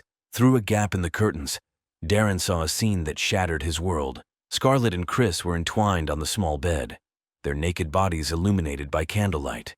The intimacy of their embrace left no doubt about the nature of their relationship. For a moment, Darren stood frozen, his mind struggling to process the betrayal unfolding before his eyes. Then a red haze of rage descended. He burst through the pool house door, his sudden appearance causing Scarlett to scream and Chris to leap to his feet. What followed was a blur of violence and shouted accusations. Darren lunged at Chris, his fists connecting with his son's face and body. Scarlett tried to intervene, only to be shoved aside with such force that she crashed into a glass table, shards cutting into her skin. The commotion drew the attention of a neighbor, who called 911 reporting sounds of a violent altercation. But by the time police sirens could be heard in the distance, the confrontation had already reached its tragic climax. In the chaotic struggle, Darren's hand had closed around a heavy ashtray. Flying with rage, he swung it at Chris, the impact producing a sickening crack as it connected with his son's skull. Chris crumpled to the floor, blood pooling rapidly around his head. The sight of Chris's still form seemed to snap Darren out of his frenzy. He staggered backward, the bloody ashtray slipping from his grasp. Scarlett, ignoring her own injuries, rushed to Chris's side, desperately trying to stem the flow of blood. It was at this moment that Darren made a fateful decision. His life as he knew it was over. His marriage a sham, his son gravely injured by his own hand. In a final, desperate act, he reached for the handgun he kept hidden in his study. Scarlett, hearing Darren's movements, looked up just in time to see him raise the gun. Her scream was drowned out by 2 deafening shots. Darren's body jerked as the bullets tore through him, and he collapsed to the floor. Seconds later, the first police officers burst into the house, following the trail of destruction to the pool house. They were met with a scene of carnage. Darren dead on the floor, Chris unconscious and critically injured, and Scarlett covered in blood, cradling Chris's head in her lap. As paramedics rushed in and the house became a flurry of activity, Detective Rowan Thorne arrived on the scene.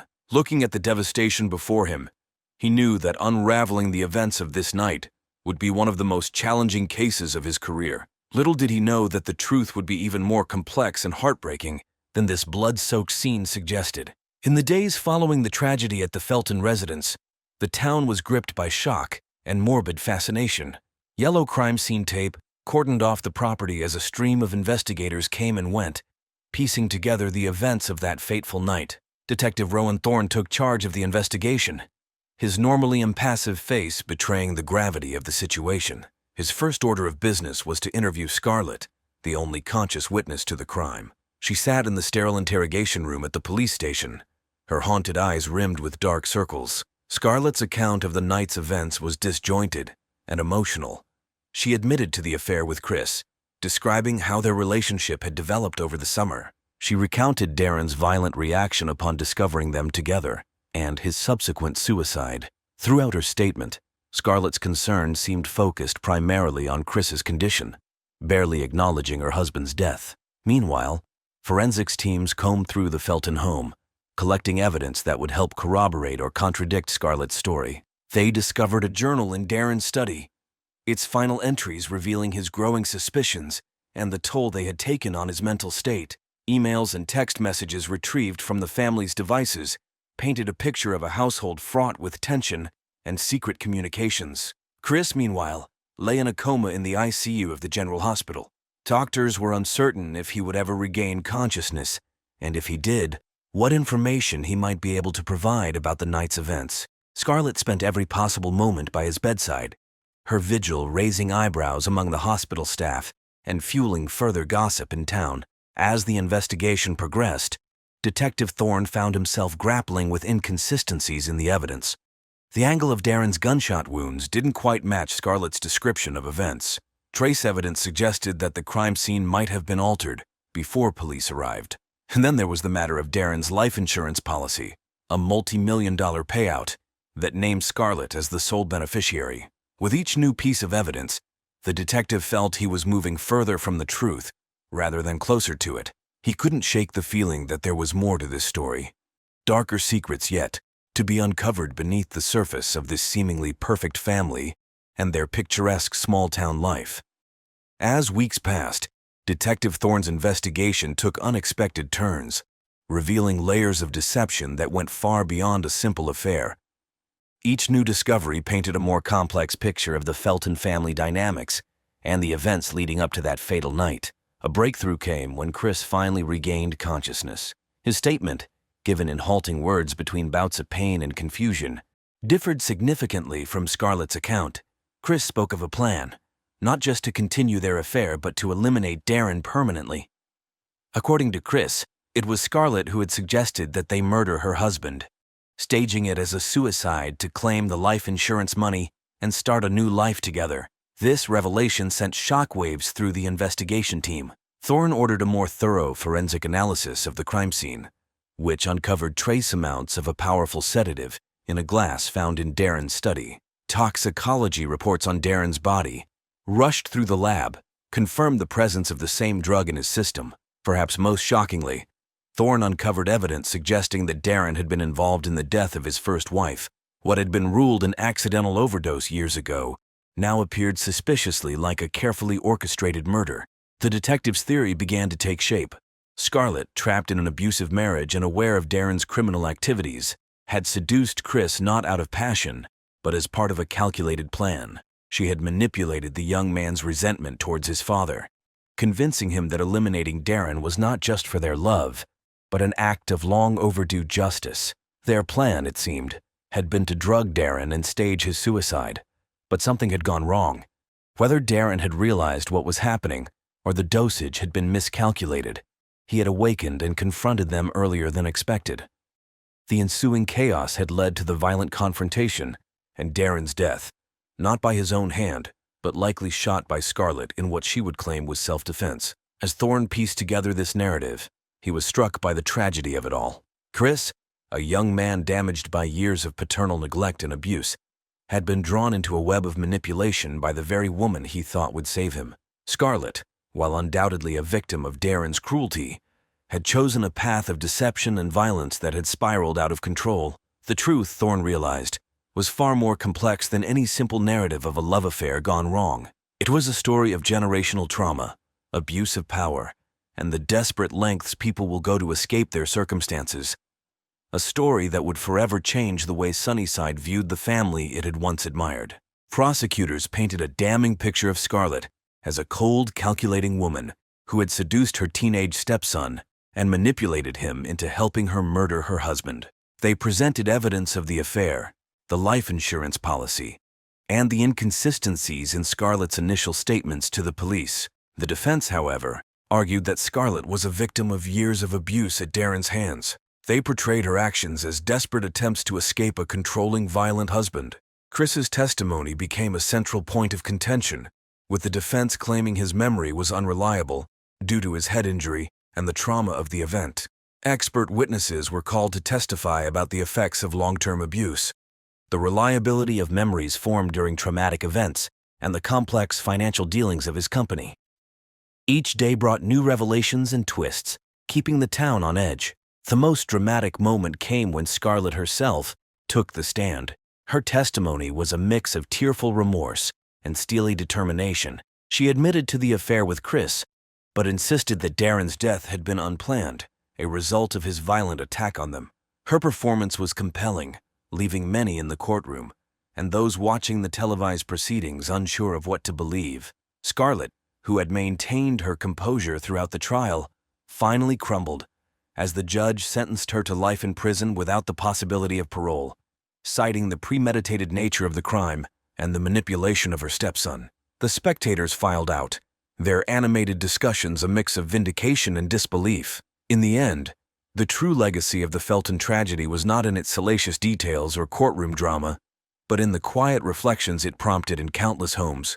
It forced a reckoning with the complexities of human nature, the insidious nature of abuse, and the devastating consequences of choices made in desperation.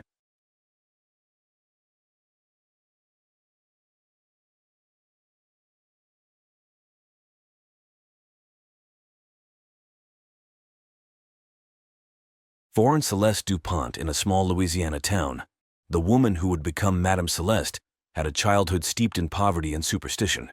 Her mother, Yvette, was a practitioner of voodoo, while her father, Jean-Paul, was a charming con artist who drifted in and out of their lives. From an early age, Celeste learned the art of reading people, picking up on subtle cues and body language that would later serve her well in her chosen profession. As a child, Celeste was often left to her own devices, spending hours exploring the bayou and listening to the stories of local elders. She was particularly drawn to tales of the supernatural, soaking up every bit of folklore and mysticism she could find. It was during this time that she first claimed to have visions, describing vivid dreams that seemed to predict future events. As she entered her teenage years, Celeste's natural beauty and newfound abilities made her the talk of the town. She began to hold seances for her classmates, charging small fees for her services. It was during one of these sessions that she met Thomas, a charismatic drifter who recognized her talent for deception. Together, they embarked on a series of small-time cons across the South, posing as faith healers and fortune-tellers. Their partnership, both romantic and professional, lasted for several years until a scam went wrong. Thomas was arrested, but Celeste managed to evade the authorities. It was then that she decided to reinvent herself, dyeing her hair and adopting the persona of Madame Celeste, the mysterious psychic from Europe. With her new identity, Celeste moved from town to town, honing her craft and building a reputation. She learned to cold read, to manipulate emotions, and to exploit the grief and desperation of her clients. Her cons grew more elaborate, and her fees more exorbitant. It was in Unveiled Cove that Madame Celeste set up her most ambitious operation yet. Little did she know that her pursuit of true supernatural power would lead her down a path of no return, culminating in a crime that would shake the foundations of her carefully constructed world. Robert and Elizabeth Morans were the epitome of old money and social grace. Their sprawling estate on the outskirts of Unveiled Cove was a testament to generations of wealth accumulated through shrewd investments and inherited fortune. Robert, in his early 60s, had made a name for himself in the world of finance, while Elizabeth was known for her philanthropic efforts and impeccable taste. The Morans had moved to Unveiled Cove 5 years ago, seeking a quieter life away from the bustle of New York City. They quickly became pillars of the community, hosting lavish charity galas and contributing generously to local causes. Their fairy tale romance and seemingly perfect life were the envy of many in town. However, beneath the polished exterior lay a web of secrets and unfulfilled desires. Robert, despite his business acumen, harbored a deep-seated fear of losing everything he had worked for. This paranoia led him to make increasingly risky investments, seeking to multiply his wealth to ensure his legacy. Elizabeth, on the other hand, struggled with the loss of her twin sister in a car accident years ago, an event that left her with a profound sense of guilt and a desperate need for closure. It was Elizabeth who first heard of Madame Celeste through the town's gossip mill. Initially skeptical, she found herself drawn to the idea of communicating with her lost sister.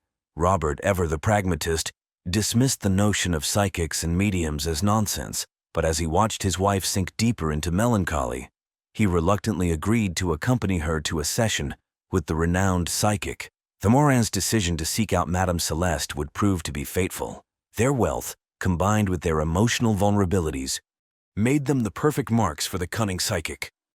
As they made there for their first appointment, neither Robert nor Elizabeth could have imagined the dark turn their lives were about to take.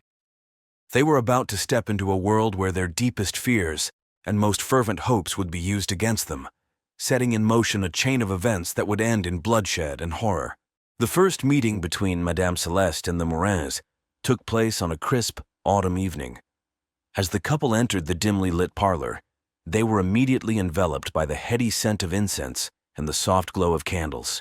Madame Celeste, resplendent in a deep purple gown adorned with silver stars, greeted them with a knowing smile that seemed to pierce their very souls. Elizabeth, her eyes wide with a mix of hope and trepidation, spoke first.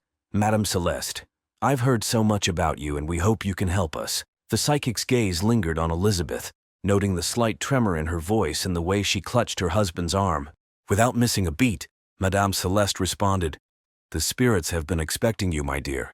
I sense a great loss in your past, a piece of yourself torn away." Elizabeth gasped, her grip on Robert tightening. Robert, meanwhile, remained stoic, his skepticism evident in the tight set of his jaw. Madame Celeste turned her attention to him, her voice taking on a more authoritative tone. "And you, sir, carry the weight of many responsibilities. The future weighs heavily on your mind." Over the next hour, Madame Celeste wove a tapestry of half-truths and educated guesses, expertly reading the couple's reactions and tailoring her revelations to their responses. She spoke of Elizabeth's sister, describing her with just enough accuracy to be convincing, and hinted at messages from beyond the veil. For Robert, she alluded to business opportunities and potential pitfalls, her vague prophecies playing into his financial anxieties. By the end of the session, Elizabeth was in tears, feeling a connection to her lost sister that she hadn't experienced in years. Even Robert, despite his initial skepticism, found himself unsettled by the accuracy of some of Madame Celeste's insights. As they left, both agreed to return for further consultations. Over the next few weeks, the Morans became regular visitors. Madame Celeste carefully cultivated their trust, each session revealing just enough to keep them coming back for more. She began to suggest more elaborate rituals and expensive offerings to enhance their connection to the spirit world. For Elizabeth, these sessions became a lifeline, a way to assuage her guilt and find peace. Robert, while still harboring doubts, couldn't deny the positive change in his wife's demeanor. Slowly but surely, Madame Celeste was weaving her web around the wealthy couple, drawing them deeper into her world of shadows and secrets. Little did the Morans know that with each visit, they were inching closer to a fate far darker than they could have ever imagined. Madame Celeste's demands became more extravagant with each passing day. She insisted on rare crystals and precious metals for energy focus, exotic herbs and incense for purification, and even suggested that the Morans donate significant sums to various charitable causes to curry favor with the spirits. In reality, these donations were funneled into offshore accounts controlled by Celeste herself. The psychic's manipulation extended beyond mere financial exploitation. She began to insinuate herself into every aspect of the Morans' lives. Late-night phone calls became common, with Celeste claiming to have urgent messages from the beyond. She advised Robert on business decisions, conveniently aligning her visions with her own financial interests. For Elizabeth, she became a confidant, slowly isolating her from friends and family under the guise of spiritual protection. As her influence grew, so did Madame Celeste's obsession with the occult.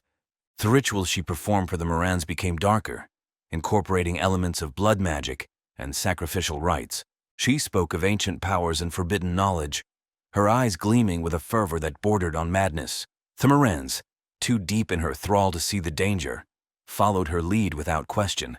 Behind closed doors, Celeste pored over arcane texts, convinced that she was on the brink of unlocking true supernatural power.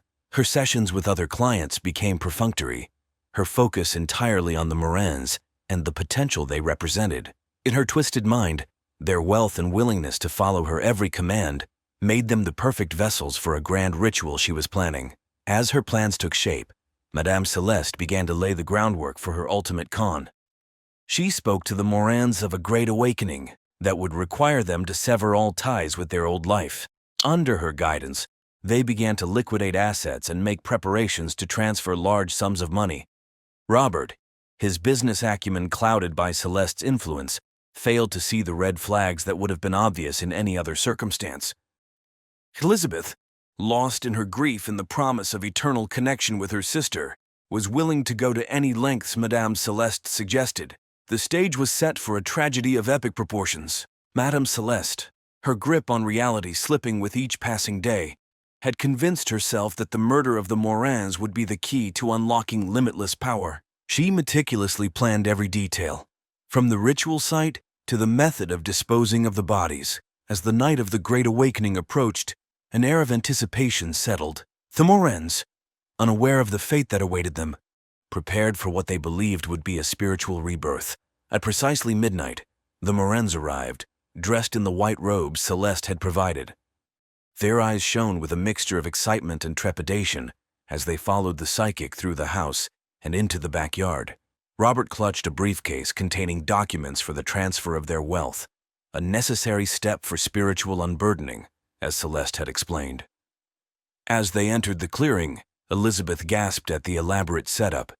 A large pentagram had been drawn on the ground with what appeared to be ash, surrounded by flickering candles and strange symbols. At its center stood the altar, adorned with crystals, feathers, and a large silver chalice. Madame Celeste began the ritual, her voice rising and falling in a hypnotic chant. The words, a mix of Latin and gibberish, washed over the Morans, lulling them into a trance-like state. As the chanting intensified, Celeste instructed the couple to lie down within the pentagram, their heads toward the altar. With practiced movements, she bound their wrists and ankles with silk cords, explaining that it was to anchor their spirits during the transition. The Morans offered no resistance, their minds clouded by the intoxicating blend of incense and blind faith. As the ritual reached its climax, Madame Celeste's demeanor changed. The mask of the benevolent spiritual guide slipped away, revealing the cold, calculating eyes of a killer. From beneath the altar, she retrieved an ornate dagger, its blade glinting in the moonlight. Elizabeth was the first to realize something was terribly wrong. She began to struggle against her bonds, her voice rising in panic. Robert, shaken from his stupor by his wife's cries, demanded to know what was happening, But it was too late. With swift, brutal efficiency, Madame Celeste plunged the dagger into Elizabeth's chest. The woman's scream was cut short as blood bubbled from her lips. Robert roared in anguish and fury, thrashing wildly against his restraints. Celeste turned to him, her face spattered with his wife's blood, and brought the dagger down again and again. In the ensuing silence, broken only by the gurgling of the dying couple, Madame Celeste began to collect their blood in the silver chalice.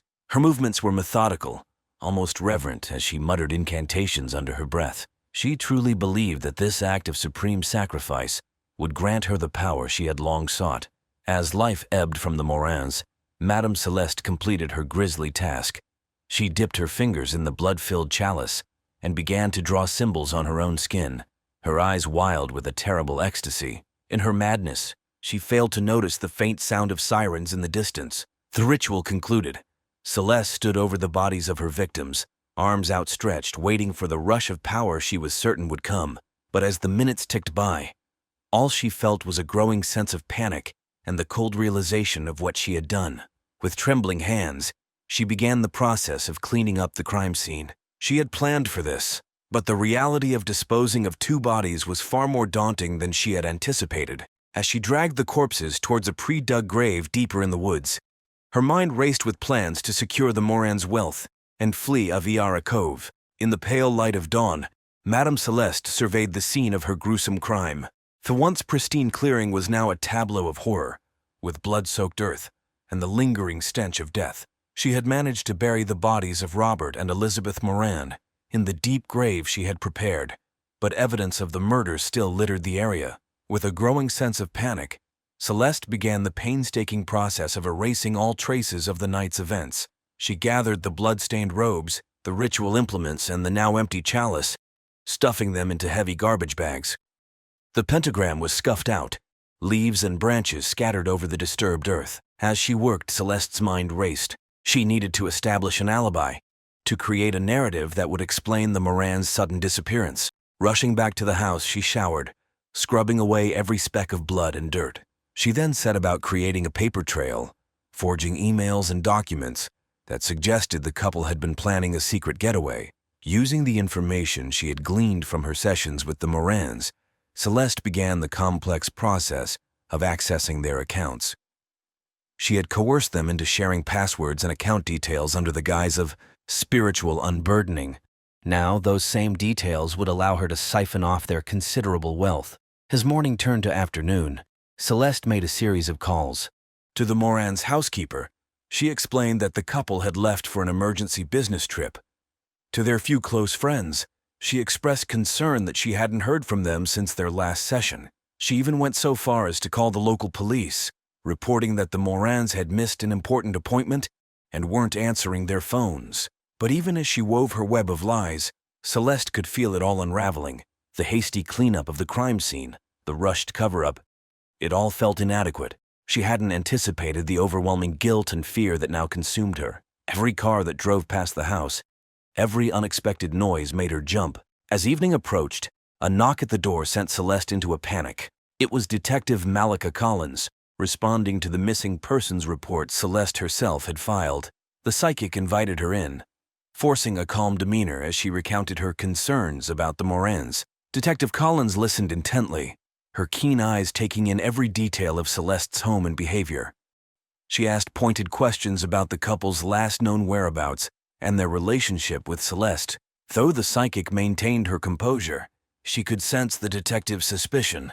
As Collins left, promising to keep Celeste informed of any developments, the full weight of what she had done came crashing down on the self-proclaimed psychic. She realized that her pursuit of power and wealth had led her down a path from which there was no return.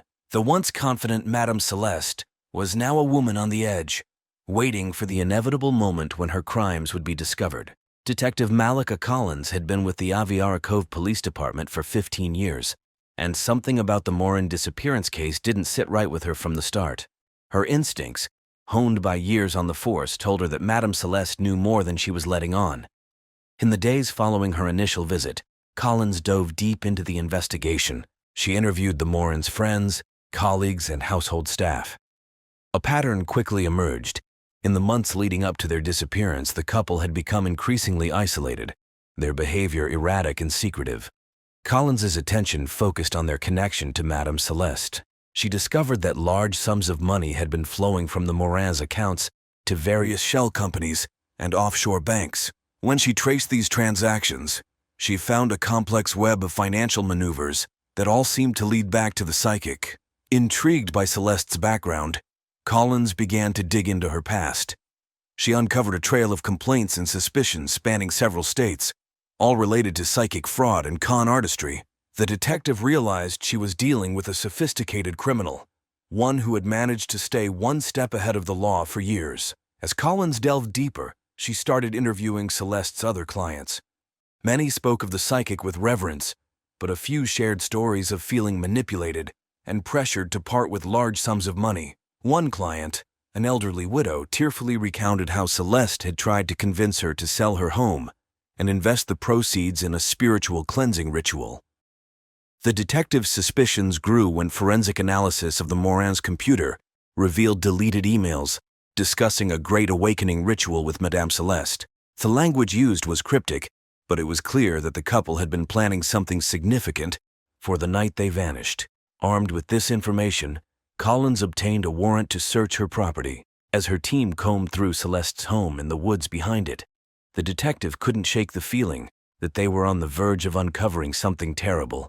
Little did she know that buried deep in those woods lay the gruesome truth of what had really happened to Robert and Elizabeth Moran. The search of Madame Celeste's property yielded a treasure trove of evidence. Hidden in a false bottom of her antique writing desk, detectives discovered a journal detailing her deepening obsession with the occult and her plans for the Morans. The basement revealed a makeshift laboratory where she had been experimenting with various hallucinogenic compounds, likely used to enhance her clients' spiritual experiences. But it was the discovery in the woods that broke the case wide open. A cadaver dog, brought in to search the expansive property, alerted to a spot deep in the forest. As police excavated the area, they unearthed the badly decomposed bodies of Robert and Elizabeth Moran. Detective Collins, watching as the bodies were exhumed, felt a mix of vindication and horror. Her instincts had been right, but the truth was far more gruesome than she had imagined. Forensic analysis would later reveal traces of the ritual, including remnants of candle wax and unfamiliar herbs on the victim's remains. With this damning evidence in hand, Collins moved to arrest Madame Celeste, but the psychic, perhaps foreseeing the net closing around her, had fled. As the search for Celeste continued, Collins pieced together the full extent of her crimes. Financial records showed that she had managed to transfer millions from the Morans' accounts in the days following their murder. Interviews with other clients revealed a pattern of exploitation going back years. The detective also uncovered Celeste's true identity as Celeste Dupont, connecting her to unsolved cases of fraud and theft across multiple states. It became clear that the Moran murders were the culmination of a lifetime of increasingly bold and dangerous cons. Law enforcement tracked Celeste to a remote cabin in the Adirondacks. As police surrounded the property, Celeste attempted to flee into the woods. In a tense standoff, Collins confronted the self-proclaimed psychic, who was now a shell of her former confident self. "Madame Celeste or Celeste Dupont, your crimes have caught up with you," Collins called out. "There's nowhere left to run." For a moment, it seemed Celeste might try to fight or flee, but then, as if all the fight had left her at once, she sank to her knees in the damp forest floor. As Collins approached to make the arrest, Celeste looked up, her eyes filled with a mix of defeat and something else, a lingering madness that sent chills down the detective's spine. Prosecutors presented a mountain of evidence, from financial records showing the systematic draining of the Morans' accounts to the chilling contents of Celeste's personal journals. Forensic experts detailed the brutal nature of the murders, while psychologists attempted to unravel the defendant's complex psyche. Perhaps the most damning testimony came from Thomas, Celeste's former partner. He provided insight into her early cons and the evolution of her tactics, painting a picture of a woman whose greed and delusions of grandeur had spiraled out of control. Celeste's defense team attempted to argue that she was not of sound mind, presenting evidence of her deep-seated belief in the occult and her conviction that the murders were part of a genuine ritual. They portrayed her as a victim of her own delusions, manipulated by the very forces she thought she was channeling. But as the trial progressed, it became clear that Celeste's apparent madness was intertwined with a calculating intelligence. After weeks of testimony and deliberation, the jury returned a guilty verdict on all counts. The judge, citing the heinous nature of the crimes and Celeste's lack of genuine remorse, sentenced her to life in prison without the possibility of parole.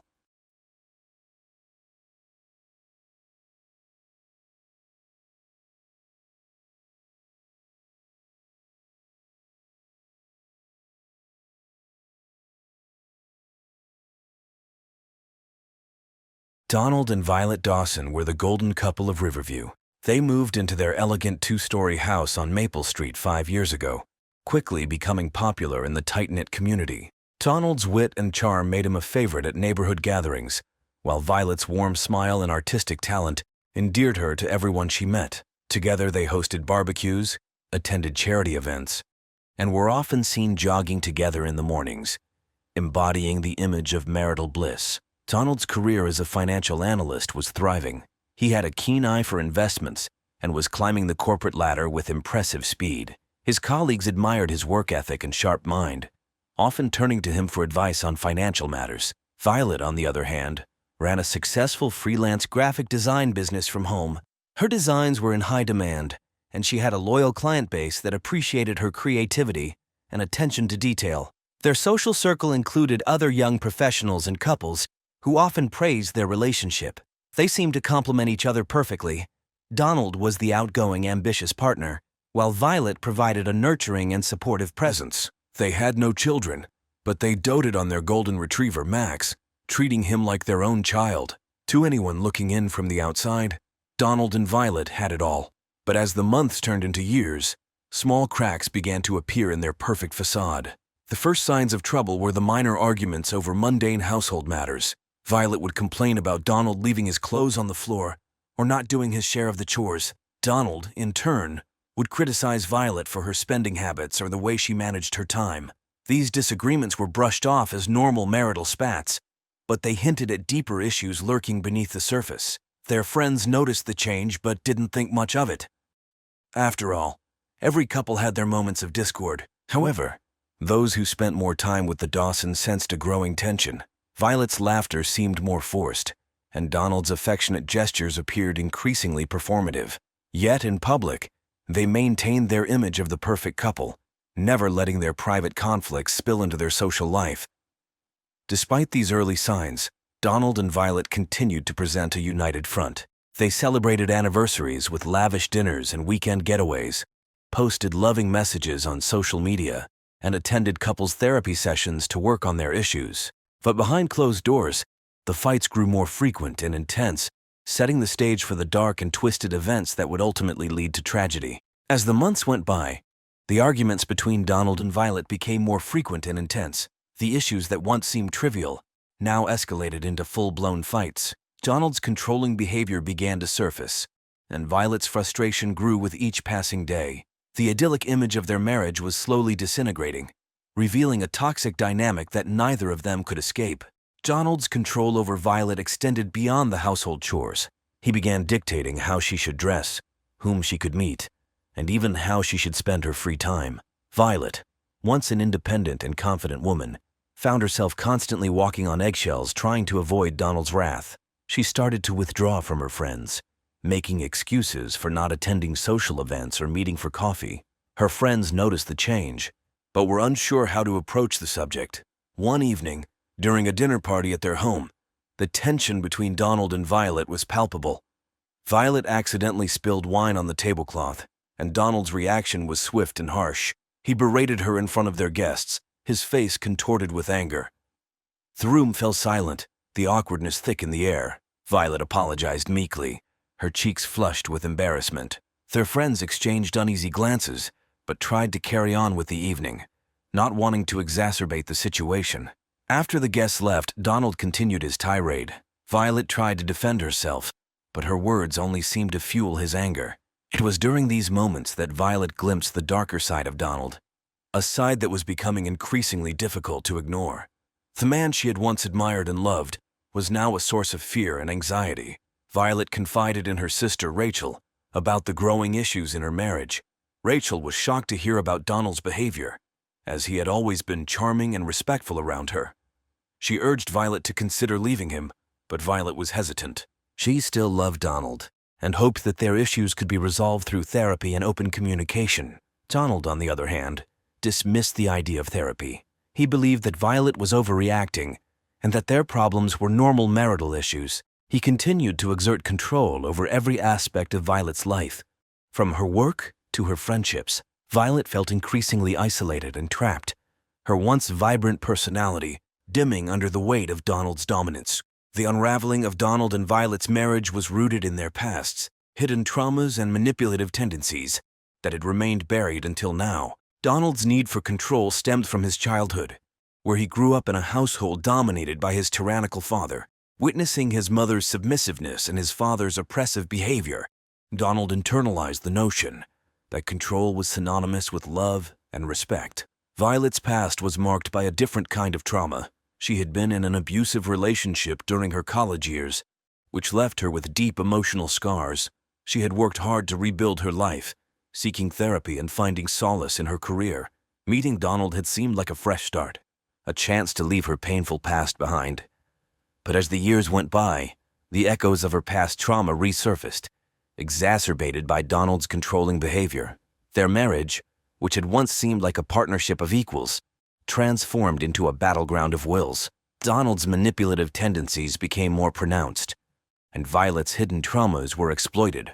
Donald would use Violet's past against her, belittling her experiences and making her feel unworthy of love and respect. He manipulated her emotions, alternating between affectionate gestures and harsh criticisms, leaving Violet constantly second-guessing herself.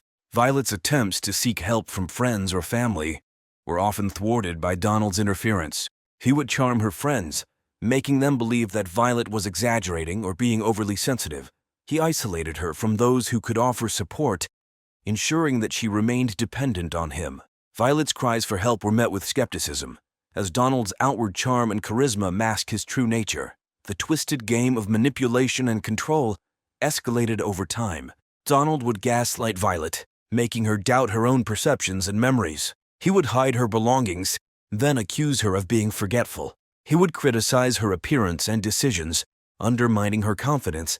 Violet, caught in this web of psychological abuse, felt her sense of reality slipping away. Despite the escalating abuse, Violet clung to the hope that things could change. She believed that if she just tried harder, if she just loved Donald enough, things would go back to the way they were. She blamed herself for the growing tension, convinced that she was the problem.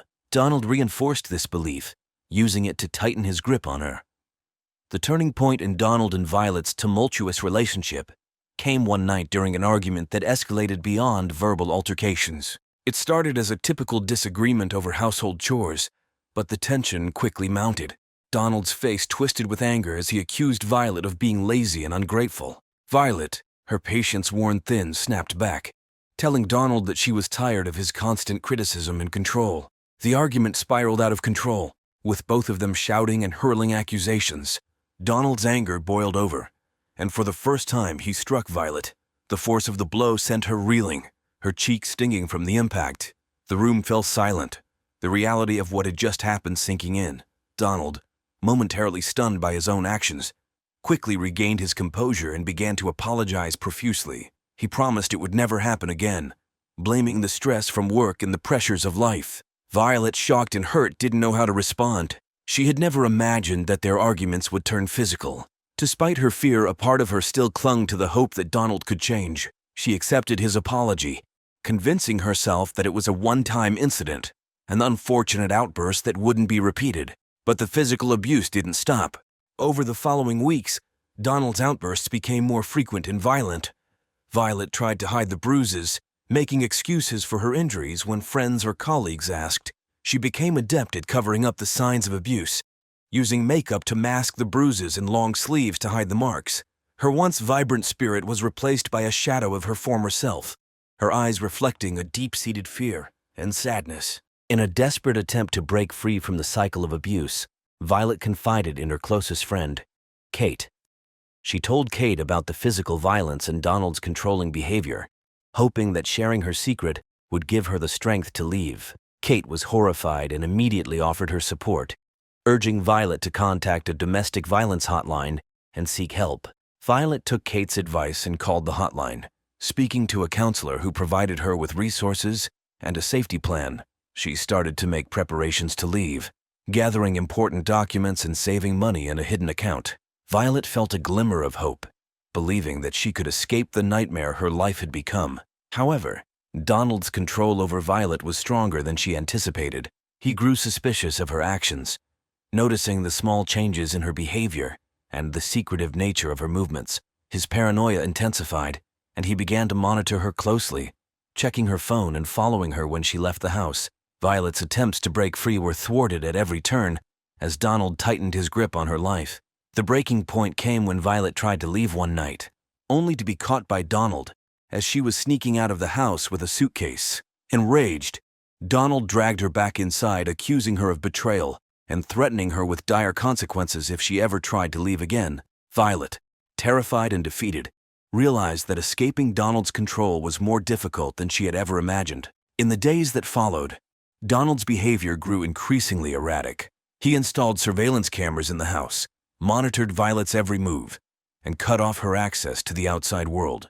Violet felt like a prisoner in her own home, her every action scrutinized and controlled. The glimmer of hope that had once sustained her was extinguished, replaced by a sense of despair and resignation. The twisted game of manipulation and control had reached a dangerous new level, with Donald's paranoia and violence threatening to consume them both. Despite the overwhelming fear and isolation, Violet continued to hold on to a sliver of hope. She documented the abuse in a hidden journal, detailing each incident with meticulous care. One night, after a particularly violent argument, Violet decided she couldn't take it anymore. The fight had started over a minor issue, Donald accusing her of not cooking dinner to his liking, but it quickly escalated. Donald's rage was uncontrollable, and he beat Violet until she was barely conscious.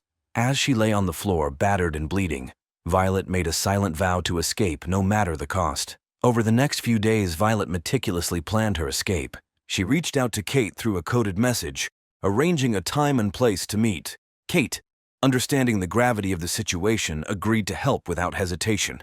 On the night of their planned escape, Violet waited until Donald was asleep before making her move. She quietly gathered her pre-packed bag and slipped out of the house. Her heart pounded in her chest as she made her way to the meeting spot, every shadow and sound amplifying her fear.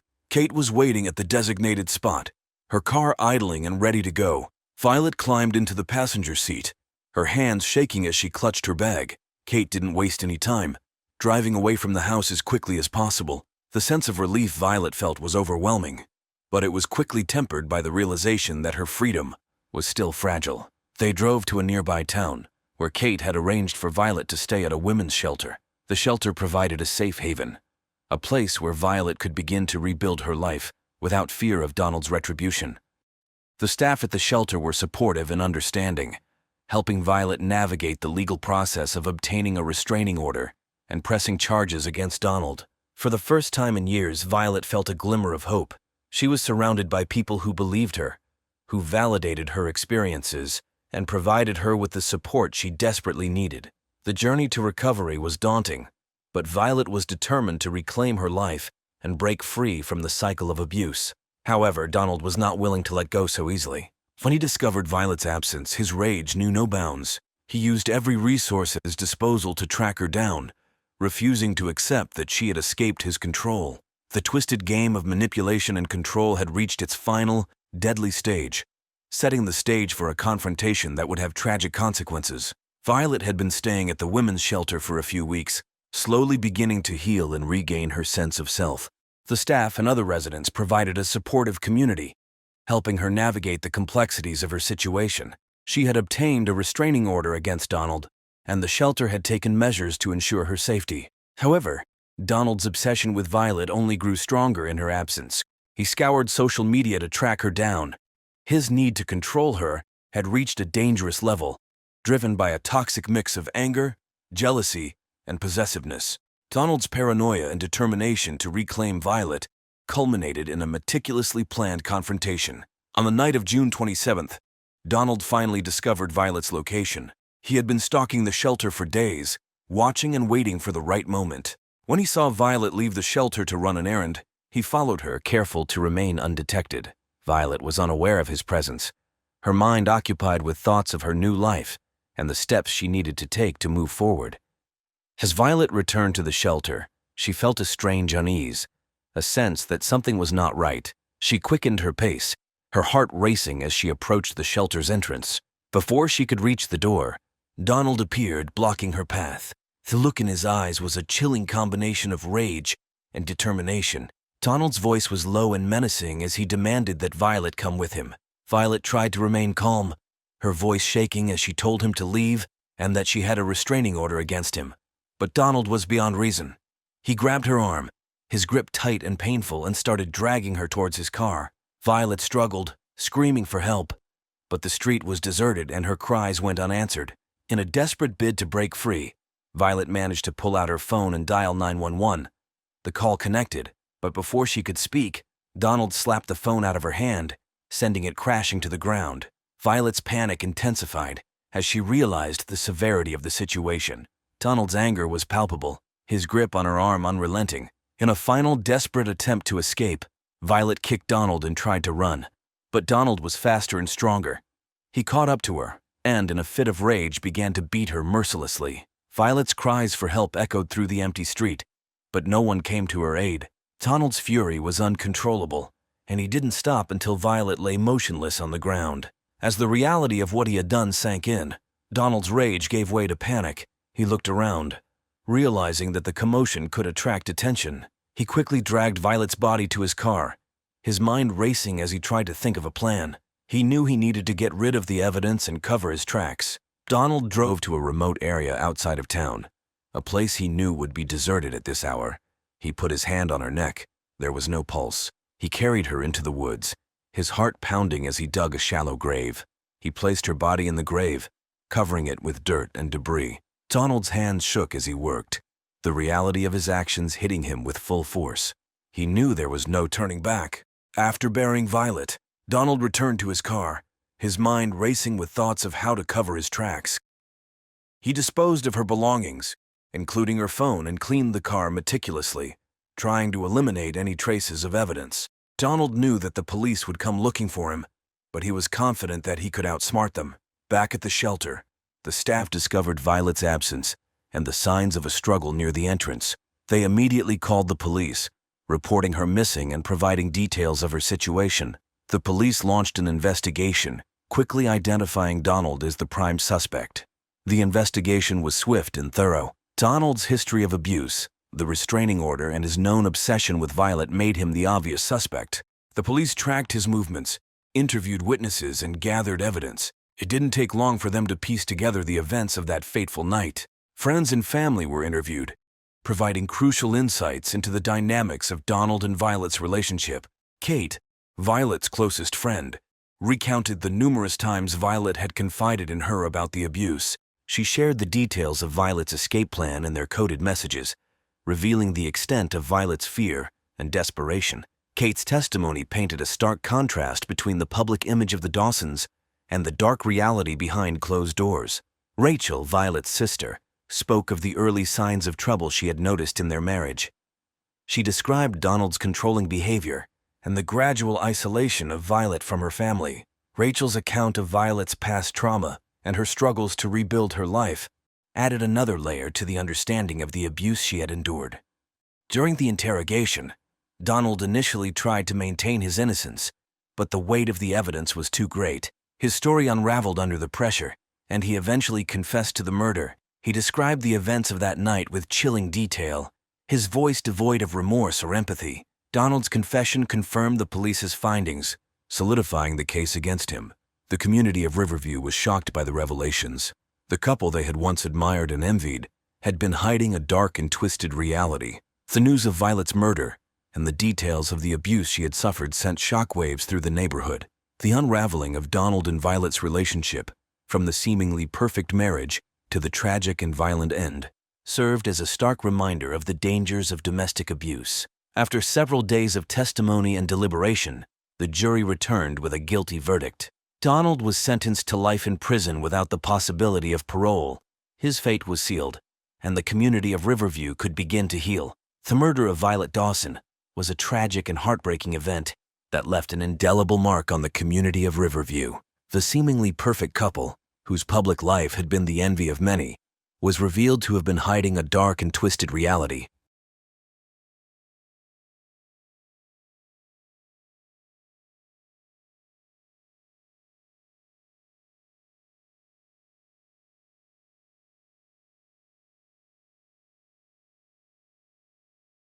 On October 15, 2021, police responded to a distress call from an apartment complex on Oak Street. What they discovered inside would haunt them for years to come: the lifeless body of 32-year-old Ethan Reed, a beloved local high school teacher, lying in a pool of his own blood. The prime suspect? His girlfriend of 2 years, 29-year-old software engineer Olivia Rogan. As investigators delved deeper into the case, they uncovered a disturbing web of surveillance, manipulation, and escalating control that had ensnared Ethan in the months leading up to his death. Hidden cameras, meticulously placed throughout his apartment, told a silent tale of paranoia and obsession. Olivia Rogan's path to becoming the central figure in a tragic true crime story began long before she met Ethan Reed.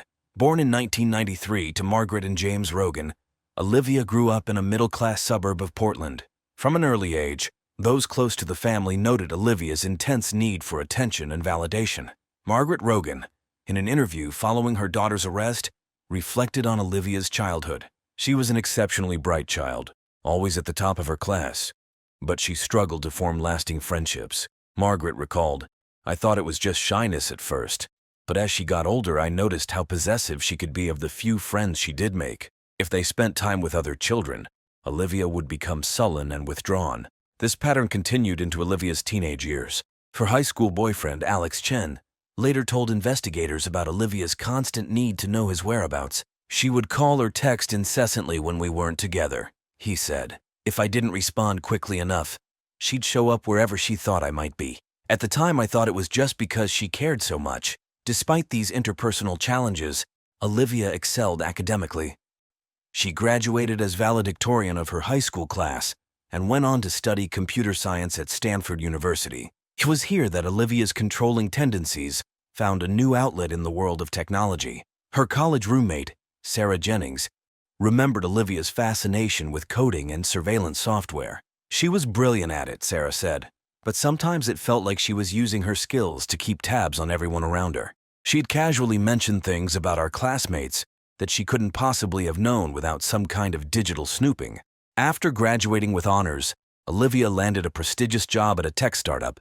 Her colleagues described her as driven and meticulous, often working long hours to perfect her code. However, her personal life continued to be marked by tumultuous, short-lived relationships. Jason Tran, who dated Olivia for 6 months in 2019, described the relationship as intense and suffocating. "She wanted to know everything about my day, my thoughts, my plans," he said. "When I tried to set boundaries, she'd become angry or manipulative. It was exhausting." By the time Olivia moved back to Ashland in early 2020, accepting a remote position with her company, she had left a trail of broken relationships behind her. Yet those who knew her couldn't have predicted the dark turn her life would take when she met Ethan Reed. Ethan Reed's life stood in stark contrast to Olivia's tumultuous journey. Born in 1990 in Ashland, Ethan was the youngest of 3 children in a close-knit family. His older sister, Amanda Reed, described their childhood as idyllic. "We grew up surrounded by nature, spending our summers hiking in the mountains and our winters skiing. Ethan was always the peacemaker, the one who could make anyone laugh." From an early age, Ethan showed a passion for learning and a natural ability to connect with others. His high school English teacher, Mrs. Elaine Hoffman, remembered him fondly. Ethan had a way of bringing out the best in his classmates. He was patient, kind, and had an infectious enthusiasm for literature. "I always thought he'd make an excellent teacher someday." Mrs. Hoffman's prediction proved accurate. After graduating from the university with a degree in English literature, Ethan returned to his hometown to teach at Ashland High School. Ethan's personal life was characterized by steady, long-term relationships. His college girlfriend, Laura Simmons, remained a close friend even after their amicable breakup. "Ethan was always so balanced," she said. "He valued his independence, but was also incredibly loyal and supportive. We broke up because our career paths were taking us in different directions, but there was never any drama. The fateful meeting between Olivia Rogan and Ethan Reed occurred on a sunny Saturday afternoon in May 2020 at a local farmer's market. Olivia, still adjusting to life, had ventured out to explore her new surroundings. Ethan, a regular at the market, was picking up fresh produce for the week. Their eyes met across a display of organic apples, and Ethan, ever the friendly local, struck up a conversation about the best varieties for baking. Olivia, charmed by his easygoing nature and warm smile, found herself lingering at the stall far longer than she'd intended. As they chatted, they discovered a shared love of classic literature and hiking. Ethan, impressed by Olivia's quick wit and intelligence, suggested they meet up for a hike the following weekend. Olivia, feeling an instant connection, eagerly agreed. Their first date was a hike up to Grizzly Peak, offering breathtaking views of the Rogue Valley. Ethan's friend Mark later recalled, Ethan came back from that hike on cloud nine. He couldn't stop talking about how smart and funny Olivia was, how they'd talked for hours without a lull in the conversation. Over the next few weeks, Olivia and Ethan's relationship blossomed rapidly. They spent long evenings discussing books, sharing meals, and exploring the natural beauty of Southern area. To those around them, they seemed like a perfect match. However, even in these early honeymoon days of their relationship, there were subtle signs of Olivia's possessive nature. Ethan's sister Amanda noticed that Olivia seemed to monopolize his time. She'd call or text constantly when they weren't together, and she always seemed to have a reason why Ethan couldn't join family gatherings without her. Ethan, blinded by the excitement of new love, brushed off these early red flags. When his friend Mark expressed concern about the intensity of the relationship, Ethan laughed it off. "She's just excited about us," he said. "It'll calm down once we're more settled." Little did Ethan know that this was just the beginning of a pattern that would gradually tighten around him, slowly cutting him off from the life he had built and the people who cared about him most. By the fall of 2020, Olivia had all but moved into Ethan's apartment. Despite him never officially asking her to live with him, she began to exert influence over every aspect of his daily life, from what he ate to how he spent his free time. Ethan's colleague and friend, fellow English teacher Jessica Lawson, noticed changes in his behavior at work. He started turning down invitations to after-school happy hours, something he'd always enjoyed before. When I asked him about it, he said Olivia wasn't comfortable with him being out late, Jessica recalled. It seemed odd, given that she knew most of us and had even joined us a few times. Olivia's control extended to Ethan's social media presence. Friends noticed that his usually active Facebook and Instagram accounts became sparse, with posts becoming infrequent and impersonal. When questioned, Ethan would brush it off, saying he was trying to be more private online. But it was Olivia's attempts to isolate Ethan from his family that raised the most alarm bells. Amanda Reed remembered a particularly disturbing incident during the 2020 holiday season. "We always have a big family Christmas at our parents' house," she said. For that year, Ethan called at the last minute to say he and Olivia couldn't make it. When I pressed him, he said Olivia wasn't feeling well and he needed to stay with her. But I could hear her in the background, sounding perfectly fine. Olivia employed a variety of emotional manipulation tactics to maintain her grip on Ethan. She would oscillate between lavishing him with affection and subjecting him to cold, silent treatments if he didn't comply with her wishes. Ethan's friend Mark recounted a camping trip they had planned for months. "The night before we were supposed to leave, Ethan called to cancel. He sounded so defeated. He said Olivia was upset he was going away without her, even though she'd been invited and had declined." As 2021 progressed, Olivia's behavior became more erratic. She began accusing Ethan of infidelity, despite having no evidence to support her claims. She would show up unannounced at the high school, ostensibly to bring Ethan lunch. But colleagues noted how she seemed to be scanning the room, as if looking for signs of inappropriate behavior. Ethan's student Emma Chen later testified to a disturbing encounter. "Ms. Rogan came into our classroom during lunch break. Mr. Reed wasn't there, but she stayed anyway, asking us questions about him. It felt really weird and invasive." Despite the mounting evidence of Olivia's controlling behavior, Ethan remained committed to the relationship.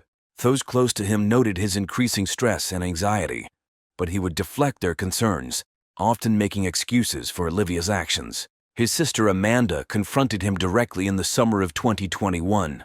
"I told him I was worried that this didn't seem like a healthy relationship, she said. But he just got defensive. He said I didn't understand Olivia, that she'd been hurt in the past and needed extra reassurance. He truly believed he could help her overcome her insecurities. As Olivia's paranoia and need for control reached new heights, she made a decision that would irreversibly alter the course of her relationship with Ethan and ultimately lead to its tragic conclusion. In late August 2021, while Ethan was away at a weekend teaching conference, Olivia took the drastic step of installing hidden cameras throughout his apartment. The idea had been brewing in Olivia's mind for weeks. Her background in software engineering made the technical aspects of the plan feasible, and her growing suspicions about Ethan's fidelity provided the justification she needed to overcome any moral qualms. Olivia meticulously planned the operation, purchasing small high-definition cameras disguised as everyday objects, a smoke detector, a phone charger, even a potted plant. She also set up sophisticated software that would allow her to access the feeds remotely from her laptop or phone. On the Friday afternoon that Ethan left for his conference, Olivia sprang into action. She had a key to his apartment, ostensibly for emergencies, which gave her unfettered access. Over the next several hours, she carefully placed cameras in the living room, kitchen, bedroom, and even the bathroom, ensuring every corner of Ethan's private space was under surveillance. With the cameras in place and the software running smoothly, Olivia left the apartment, her heart racing with a mixture of anticipation and guilt. She told herself that this was a necessary step, that it would allay her fears and allow her to trust Ethan completely. The first few days of monitoring proved uneventful. Olivia watched as Ethan went about his daily routines, grading papers, preparing lessons, chatting on the phone with his sister. But rather than easing her suspicions, the lack of incriminating evidence only fueled Olivia's paranoia. She began to obsess over minor details. Why did Ethan smile at that text message? Who was he waving to out the window? Olivia's colleague, David Cho, later recalled noticing changes in her behavior at work during this time. She seemed distracted, constantly checking her phone. I caught a glimpse of her screen once. It looked like a video feed, but she quickly closed it when she saw me looking.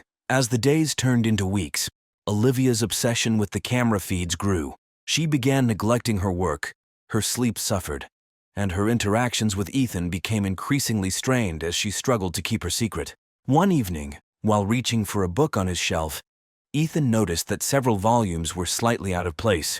He distinctly remembered organizing them just days before. In the bathroom, his toiletries seemed rearranged, though he couldn't pinpoint exactly how. More unsettling were the times he felt as if he was being watched. He'd be grading papers in the living room and suddenly feel a prickle on the back of his neck, as if someone's eyes were on him. But when he looked up, he was alone. Ethan's friend and fellow teacher, Jessica Lawson, recalled a conversation they had during this period. He mentioned feeling on edge in his own home, she said. He laughed it off, saying he was probably just stressed about work, but I could tell it was really bothering him. Olivia's behavior added to Ethan's growing discomfort. She began making comments about his daily activities that she shouldn't have known about. Once, she mentioned in passing that she liked the new brand of coffee he'd bought, despite not having been to his apartment in days. Another time, she asked about a phone call he'd had with his mother, though he was certain he hadn't mentioned it to her. When Ethan would express confusion about these slip-ups, Olivia would quickly change the subject or provide vague explanations. He must have mentioned the coffee in passing, she'd say, or perhaps his mother had told her about the call. As his unease grew, Ethan found himself second-guessing his own memories and perceptions. Am I just being paranoid? He wondered. Is the stress of work getting to me? Despite his attempts to rationalize the strange occurrences, Ethan couldn't shake the feeling that something was deeply wrong. He began to pay closer attention to his surroundings, noting any changes or oddities in his apartment. He even considered confiding in his sister Amanda, but hesitated, worried that his suspicions might sound absurd or that he might be overreacting. The moment of revelation came on an October evening in 2021. Ethan had been grading papers late into the night, the soft glow of his laptop illuminating the living room. As he stretched and prepared to call it a night, his elbow knocked a small potted plant off the side table. The pot shattered on the hardwood floor, soil and ceramic shards scattering across the room. As Ethan knelt to clean up the mess, something caught his eye amidst the debris. A tiny lens, no bigger than a pencil eraser, glinted in the low light. His heart racing, Ethan carefully extracted the object from the soil. It was a miniature camera, expertly concealed within the plant's base. The discovery sent a chill down Ethan's spine. With trembling hands, he began a frantic search of his apartment. Over the next hour, he uncovered 5 more hidden cameras. In the smoke detector, a picture frame, even the shower head. The realization that his most private moments had been under surveillance was overwhelming. Ethan's mind reeled as he pieced together the implications. The strange comments Olivia had made, her uncanny knowledge of his daily activities, the feeling of being watched, it all suddenly made horrifying sense. The woman he had loved and trusted had violated his privacy in the most intimate way possible. In a daze, Ethan called the one person he knew he could trust implicitly, his sister Amanda. It was past midnight, but she answered on the second ring, immediately alert at the sound of distress in her brother's voice. "Ethan, what's wrong?" she asked, concern evident in her tone. Through a voice choked with emotion, Ethan recounted his discovery. Amanda listened in shocked silence, her initial disbelief quickly turning to anger on her brother's behalf. As Ethan's story unfolded, Amanda's protective instincts kicked in. "You need to get out of there," she insisted. "Pack a bag and come to my place. We'll figure this out together." But Ethan was torn. Part of him wanted to confront Olivia immediately, to demand answers and explanations. Another part was simply numb with betrayal, struggling to reconcile the woman he thought he knew with someone capable of such a gross invasion of privacy. In the end, it was Amanda's steady voice that guided his next actions. "Document everything," she advised. "Take pictures of the cameras. Save any recordings you can find. We'll go to the police in the morning." As the first light of dawn broke over Ashland, Ethan sat on his couch, surrounded by the dismantled remains of Olivia's surveillance network. His phone buzzed with a text from Olivia. "Good morning, babe. Sleep well?" The irony of her feigned normalcy was not lost on Ethan. With a deep breath, he typed out a response that would set in motion the final tragic act of their relationship. "We need to talk. Come over as soon as you can." The tension in Ethan's apartment was palpable as Olivia arrived later that morning. She entered with her usual smile, leaning in for a kiss, but froze when she saw Ethan's grim expression and the array of dismantled cameras on the coffee table. For a moment, silence hung heavy in the air. Then Olivia's face crumpled, tears welling in her eyes. "Ethan, I can explain," she began, her voice quavering. But Ethan, his voice low and controlled, cut her off. He spoke of trust betrayed, of the sanctity of privacy violated. With each word, Olivia seemed to shrink, her usual confidence evaporating in the face of her exposed deception.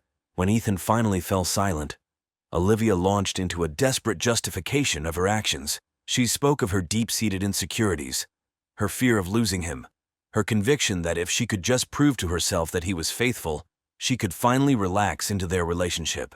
Her words came out in a rush, pleading and explanatory. But Ethan remained unmoved. "I can't be with someone who would do this," he said firmly. "We're done, Olivia. I want you to leave." Olivia's demeanor changed in an instant. Her tears dried up, replaced by a cold, hard look. "You can't do this to me," she hissed. "We're perfect together. You're overreacting." As Ethan stood firm in his decision, Olivia's pleas turned to threats. She spoke of ruining his career, of telling his students and colleagues about embarrassing moments she'd captured on camera. When these threats failed to sway Ethan, she resorted to emotional manipulation, threatening self-harm if he left her. Throughout it all, Ethan remained resolute. Even as his heart broke at the sight of Olivia's desperation, he knew with a clarity that surprised him that there was no coming back from this betrayal. Finally, seeing that her words were having no effect, Olivia stormed out of the apartment, slamming the door behind her. Ethan sank onto the couch, emotionally exhausted. He thought the worst was over. He had no idea that Olivia's desperation was about to take a far more dangerous turn. The events of October 15th, 2021, would forever be etched in the memories of Ashland's residents. The day began like any other, with no indication of the tragedy that would unfold. Ethan, emotionally drained from the confrontation with Olivia, had called in sick to work. He spent the morning talking with his sister Amanda, making plans to file a police report about the hidden cameras. As evening approached, he decided to take a walk to clear his head, leaving his phone behind to avoid any desperate messages from Olivia. It was during this absence that Olivia made her final fatal return to Ethan's apartment. Neighbors would later report seeing her enter the building, her face set in a mask of determination. She used her key to let herself in, her mind racing with a mix of anger, desperation, and a twisted sense of righteous indignation. When Ethan returned home around 7 p.m., he found Olivia waiting for him in the darkened living room. The sight of her there, uninvited and unexpected, sent a jolt of fear through him. "Olivia, what are you doing here?" he asked, his voice wary. Olivia's response was chilling in its calmness. "We're going to fix this, Ethan," she said. "You'll see that we belong together." What followed was a heated argument that quickly spiraled out of control. Olivia vacillated between pleading for another chance and lashing out with bitter accusations. Ethan, his patience exhausted, demanded that she leave immediately. It was then that Olivia's fragile control snapped. In a move that would shock even those who knew of her obsessive tendencies, she produced a kitchen knife she had taken from Ethan's own drawer. The next few moments were a blur of violence and terror. Ethan, caught off guard by the sudden escalation, tried to reason with Olivia, even as he backed away from the blade. But Olivia, beyond the reach of reason, lunged forward. In the struggle that ensued, Ethan's training as a former high school wrestler came into play. He managed to grapple with Olivia, trying to disarm her without causing harm. But in her frenzied state, Olivia's strength seemed superhuman. Neighbors would later report hearing shouts and the sound of breaking glass. One, concerned by the commotion, called 911, but help would arrive too late. By the time police broke down the door of Ethan's apartment, the tragic scene had already played out to its grim conclusion. They found Ethan on the floor with multiple stab wounds marking his body, the life already fading from his eyes. Olivia sat beside him, the bloody knife still clutched in her hand, her gaze vacant as she stared at what she had done. As paramedics rushed in, futilely attempting to save Ethan's life, Olivia offered no resistance when the police took her into custody. Her only words, repeated over and over like a mantra, were, "He was supposed to love me forever." The investigation, led by Detective Sarah Nguyen of the Ashland Police Department, quickly uncovered the full extent of Olivia's surveillance operation, revealing months of invasive monitoring. This digital trail, along with physical evidence from the crime scene and witness statements, painted a damning picture of obsession and premeditated violence. Ethan's family and friends were devastated. His sister Amanda, in particular, struggled with guilt. "I knew something was wrong," she said in a tearful interview. "I should have pushed harder, done more to get him away from her." As the investigation progressed, more details of Olivia's troubled past came to light. Former colleagues and ex-boyfriends came forward with stories of her controlling behavior and emotional manipulation. Her parents, shell-shocked by their daughter's actions, could only offer tearful apologies to Ethan's family. The district attorney presented a methodical case, walking the jury through the progression of Olivia's obsessive behavior. The recovered surveillance footage played a central role, starkly illustrating the invasion of Ethan's privacy. The defense didn't contest the basic facts of the case. Instead, they focused on Olivia's mental state, bringing in expert witnesses to testify about her history of attachment issues and borderline personality disorder. They argued that Olivia's actions were the result of a mental health crisis, not premeditated murder. Olivia herself took the stand, her testimony an unsettling mixture of remorse and rationalization. She spoke of her deep love for Ethan and her fear of abandonment, claiming that she never meant to hurt him. Her apparent lack of full comprehension of the gravity of her actions left many in the courtroom disturbed. After a 2-week trial and 3 days of deliberation, the jury returned a guilty verdict on charges of first-degree murder. At the sentencing hearing, the judge delivered a scathing indictment of Olivia's actions before sentencing her to life in prison without the possibility of parole. As Ashland slowly healed, the community was left to reflect on the nature of love, trust, and the human capacity for both compassion and cruelty. The case would be remembered not just for its shocking conclusion, but as a catalyst for change and a somber reminder of the importance of recognizing and addressing toxic relationship dynamics before they escalate to tragedy.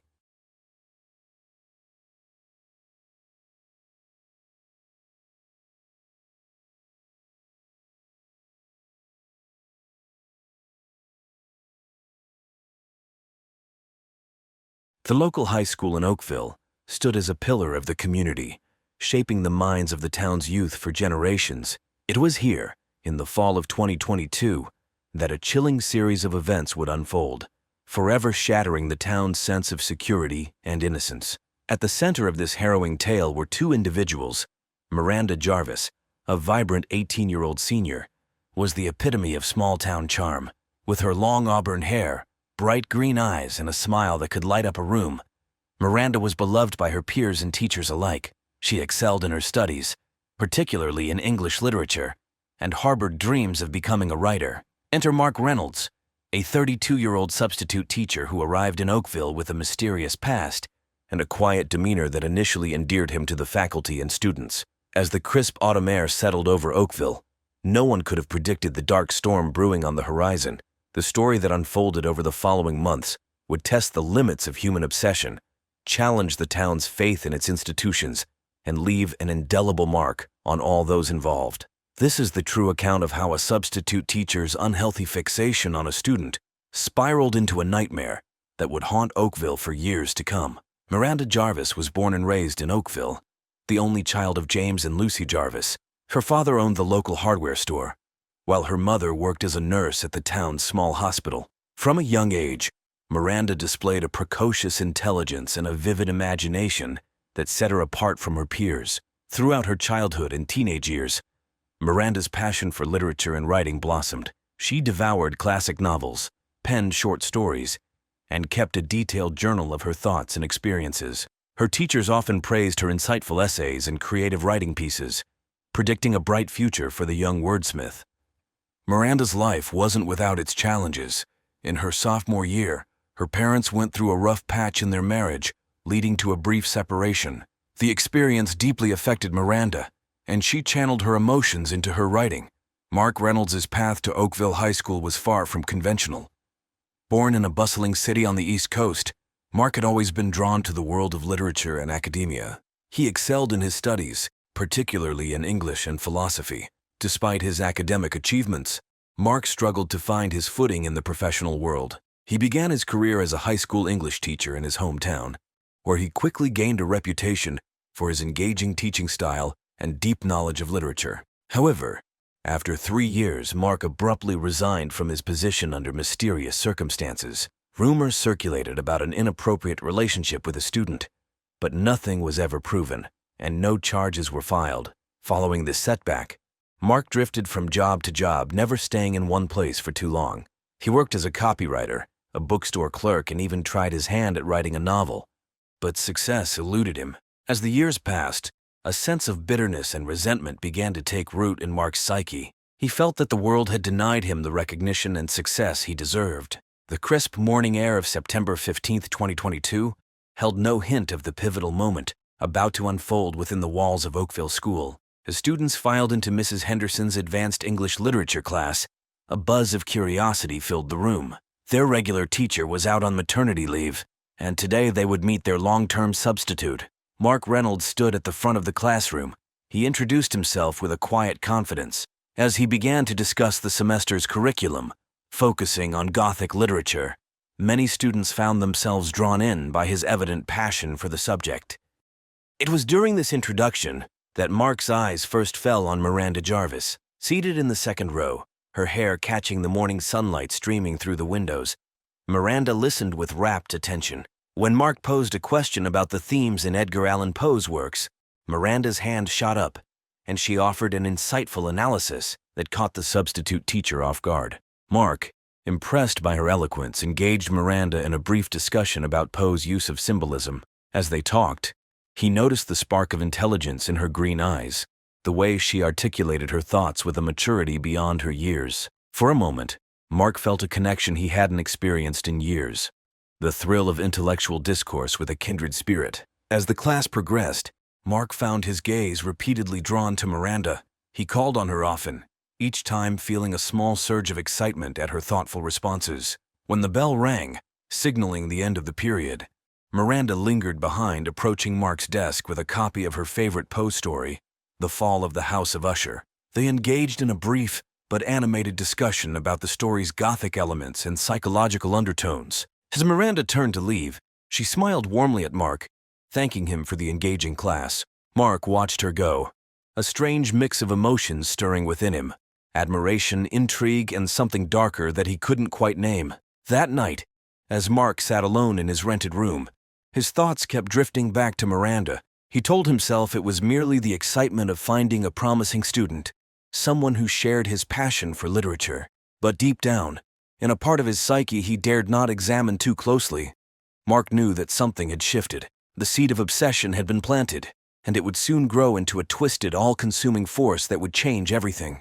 In the weeks following that first encounter, Mark Reynolds's fixation on Miranda Jarvis grew at an alarming rate. Mark found himself looking forward to his advanced English literature class with an intensity that both thrilled and unsettled him. As September gave way to October, Mark's behavior began to change in subtle but significant ways. He started arriving at school earlier, hoping to catch a glimpse of Miranda in the hallways. He lingered in the teacher's lounge, eavesdropping on conversations about students, his ears perking up at any mention of her name. Mark's nights were increasingly consumed by thoughts of Miranda. He pored over her essays, reading and rereading them long after he had finished grading. He began to imagine conversations with her, picturing scenarios where they could interact outside of class. In his mind, Miranda understood him in a way no one else ever had. One evening, while grading papers, Mark came across a personal essay Miranda had written about her aspirations to become a writer. The raw honesty and vulnerability in her words struck a chord deep within him. That night, he crossed a line he had never dared to before. He searched for Miranda on social media. Mark spent hours scrolling through Miranda's public posts, absorbing every detail of her life outside of school. He learned about her favorite books, her hobbies, the cafes she frequented with her friends. Each new piece of information fed his growing obsession, making him feel closer to her. As his fixation intensified, Mark's teaching began to suffer. He would lose his train of thought mid-lecture, distracted by Miranda's presence. Other students noticed his frequent glances in her direction, the way his voice would soften when addressing her. Whispers and giggles sometimes rippled through the classroom, but Mark was oblivious to everything except Miranda. Outside of school, Mark's life began to revolve around his obsession. He started frequenting the local library where Miranda volunteered, pretending to browse books while watching her from afar. He would drive past her house on his way home, his heart racing at the thought of catching a glimpse of her through a window. Mark knew on some level that his behavior was inappropriate and potentially dangerous. There were moments of clarity when he would be struck by the magnitude of his obsession, and he would resolve to put it behind him. But these moments were fleeting, quickly overwhelmed by the intoxicating pull of his fixation on Miranda. As October drew to a close, Mark's obsession reached a fever pitch. He began to fantasize about a future with Miranda, convincing himself that she must feel the same connection he did. The line between reality and his twisted imagination blurred, setting the stage for the disturbing events that were about to unfold. The first truly alarming incident occurred on a chilly November afternoon. Miranda had stayed after class to discuss a paper with Mark, unaware of the tempest brewing within her teacher. As she gathered her things to leave, Mark impulsively reached out and touched her hand, ostensibly to take the paper she was handing him. The contact lasted only a second, but it sent a jolt through Mark's system. Miranda, startled by the unexpected touch, quickly withdrew her hand. She noticed a strange intensity in Mark's eyes that made her uncomfortable. Mumbling a hasty goodbye, she hurried out of the classroom, leaving Mark standing there, his hand still tingling from the brief contact. That evening, Miranda confided in her best friend Lily about the odd interaction. While Lily brushed it off as nothing serious, Miranda couldn't shake the uneasy feeling it left her with. She resolved to be more cautious around Mr. Reynolds, but didn't want to make a big deal out of what could have been an innocent mistake. Mark, on the other hand, spent the night reliving that moment of contact. In his mind, it became a significant event, a sign that his feelings for Miranda were reciprocated. 2 weeks after the hand-touching incident, Mark's behavior took an even more concerning turn. During lunch period, he overheard Miranda telling a friend about a poetry reading at a local bookstore that evening. Unable to resist the temptation, Mark decided to attend. That night, he sat in the back of the dimly lit bookstore, watching as Miranda and her friends arrived.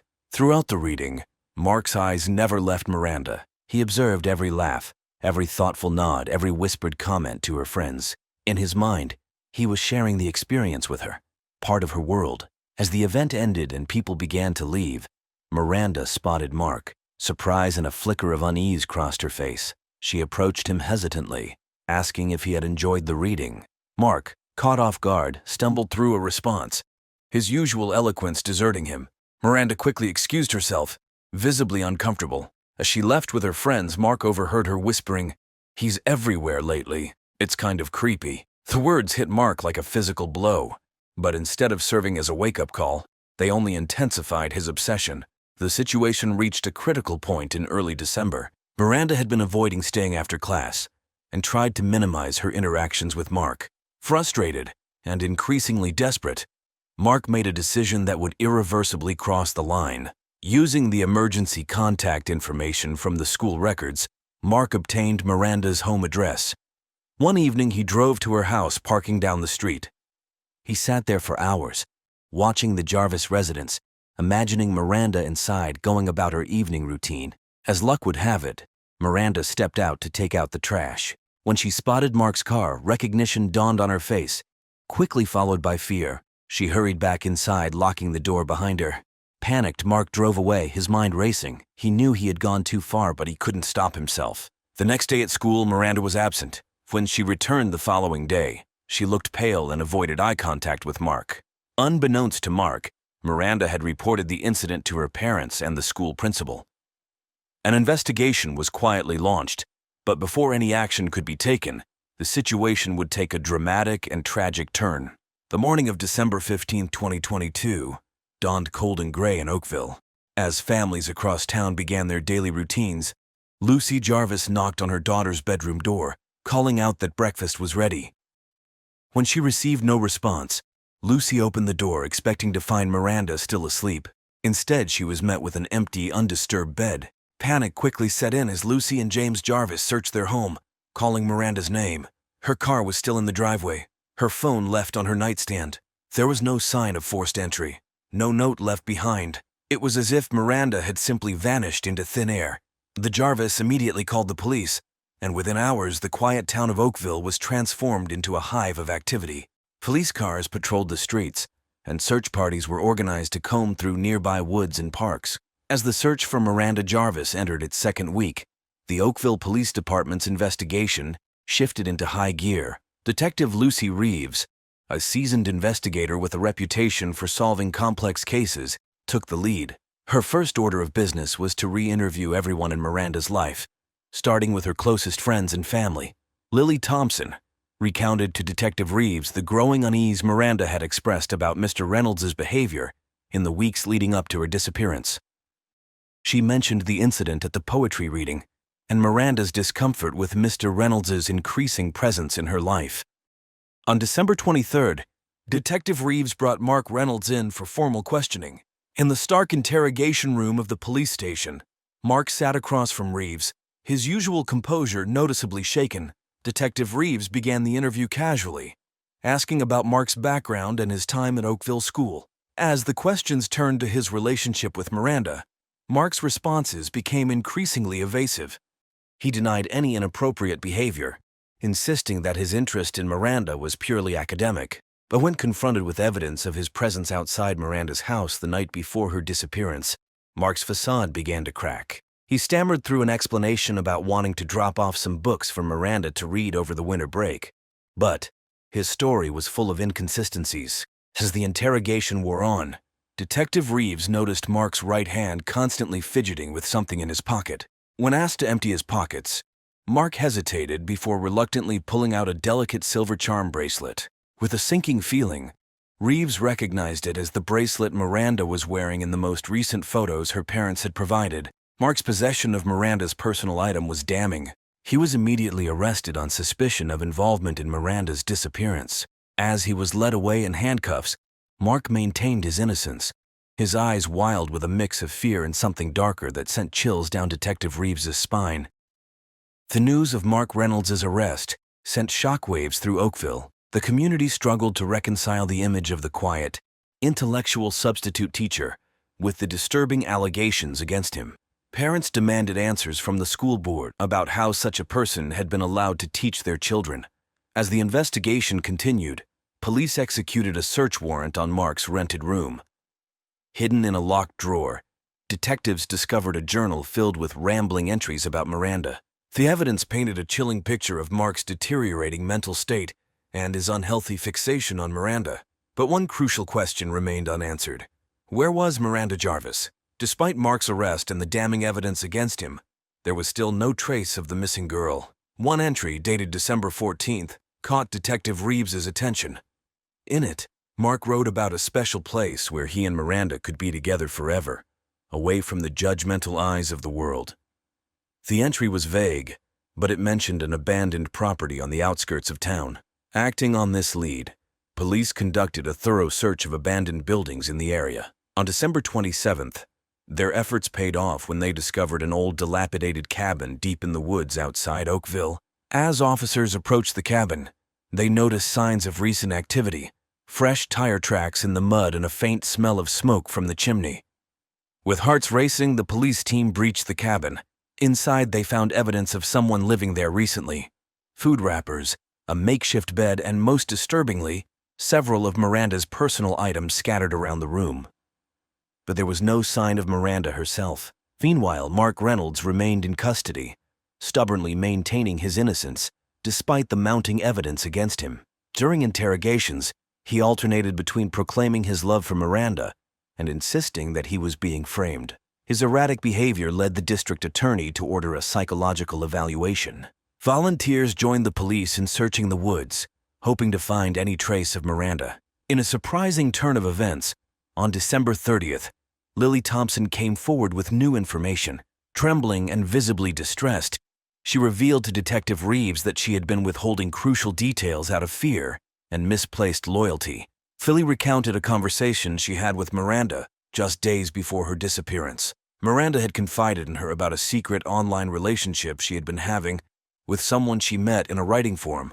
This revelation shifted the focus of the investigation. While Mark Reynolds remained a person of interest, the police now had to consider the possibility that Miranda's disappearance was connected to this mysterious online figure. The IP address used by the user in the writing forum was traced back to a computer in the Oakville School Library. Cross-referencing the times of the online interactions with the school's records, Reeves found that they coincided perfectly with Mark Reynolds' free periods. This revelation cast the entire case in a new light. Mark hadn't just been obsessing over Miranda from afar. He had been actively manipulating her, creating a false persona to gain her trust and lure her into a meeting. Armed with this new information, Reeves confronted Mark in another intense interrogation. Initially, he tried to maintain his innocence, but as Reeves laid out the evidence piece by piece, Mark's carefully constructed facade began to crumble. In a chilling moment, Mark's demeanor suddenly shifted. Gone was the nervous, protesting teacher, replaced by a cold, calculating individual. With an unsettling calmness, he began to reveal the full extent of his deception. Mark admitted to creating the online persona months earlier. Long before he came to Oakville, he had been grooming Miranda online, gaining her trust and fueling her dreams of becoming a writer. It was just after dawn when a search dog picked up a scent. Following the dog's lead, rescuers pushed deeper into the forest, hope and dread warring in their hearts. As they crested a small hill, they spotted a flash of color against the dull winter landscape: Miranda's bright blue jacket. Miranda Jarvis was found huddled in the hollow of an old oak tree, cold, dehydrated, and terrified, but alive. As Miranda recovered in the hospital, surrounded by her overjoyed parents and a protective police presence, the full story of her ordeal came to light. She recounted how she had agreed to meet mysterious online user at the cabin, believing it to be a surprise arranged by a supportive mentor. The shock and terror she felt upon discovering Mark's true identity drove her to flee into the woods, where she had been wandering and hiding for over 2 weeks, surviving on stream water and whatever edible plants she could recognize. The aftermath of Miranda's rescue and Mark's arrest was far-reaching. The school faced intense scrutiny over its hiring practices and student protection policies. Several administrators resigned in the wake of the scandal, and the school board implemented stringent new background check procedures for all staff. Mark was convicted on multiple charges, including kidnapping, stalking, and child endangerment. He was sentenced to 25 years in prison, without the possibility of parole. For Miranda and her family, the road to recovery was long and challenging. Miranda underwent extensive therapy to deal with the trauma of her experience. She found solace in writing, using her journal to process her emotions, and eventually turning her story into a powerful memoir that would go on to help other survivors of stalking and abuse. As for Oakville, the town would never be quite the same. The innocence of small-town life had been shattered, replaced by a wary vigilance. Yet in the face of this tragedy, the community had come together, demonstrating the power of collective action and the resilience of the human spirit. The case of Miranda Jarvis and Mark Reynolds serves as a chilling reminder of the dark undercurrents that can exist beneath the surface of even the most seemingly idyllic communities. It highlights the vulnerability of young people in an increasingly connected world and the insidious ways in which predators can manipulate and exploit their victims.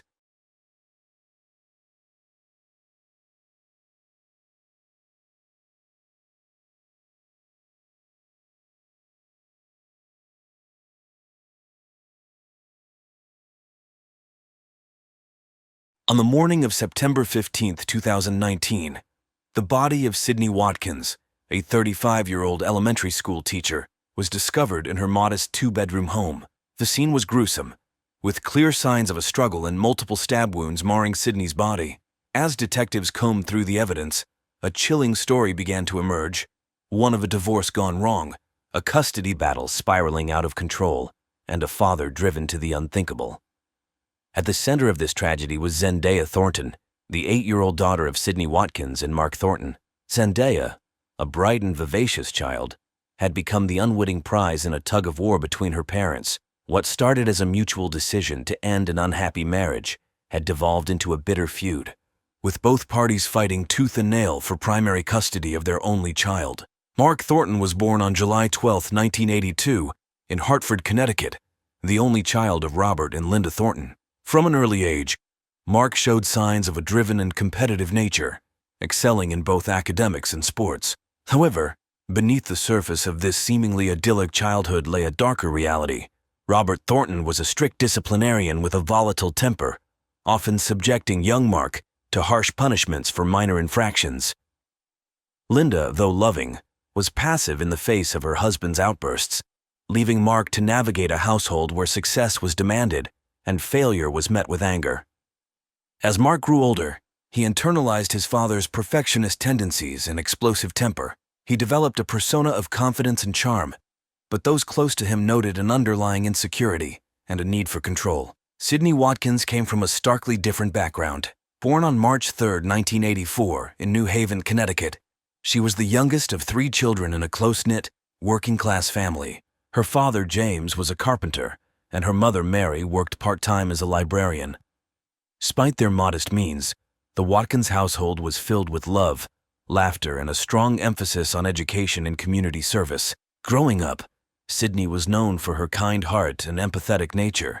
She excelled in school, particularly in subjects related to literature and social studies. Her passion for helping others led her to pursue a degree in education at Southern Connecticut State University. Sydney's gentle demeanor and patience made her a natural with children.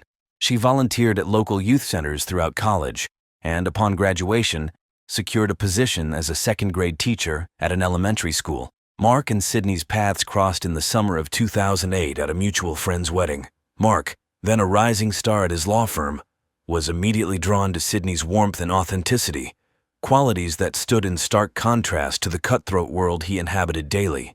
Sydney, in turn, was charmed by Mark's confidence and ambition, seeing in him a drive that complemented her more laid-back nature. Their courtship was a whirlwind romance.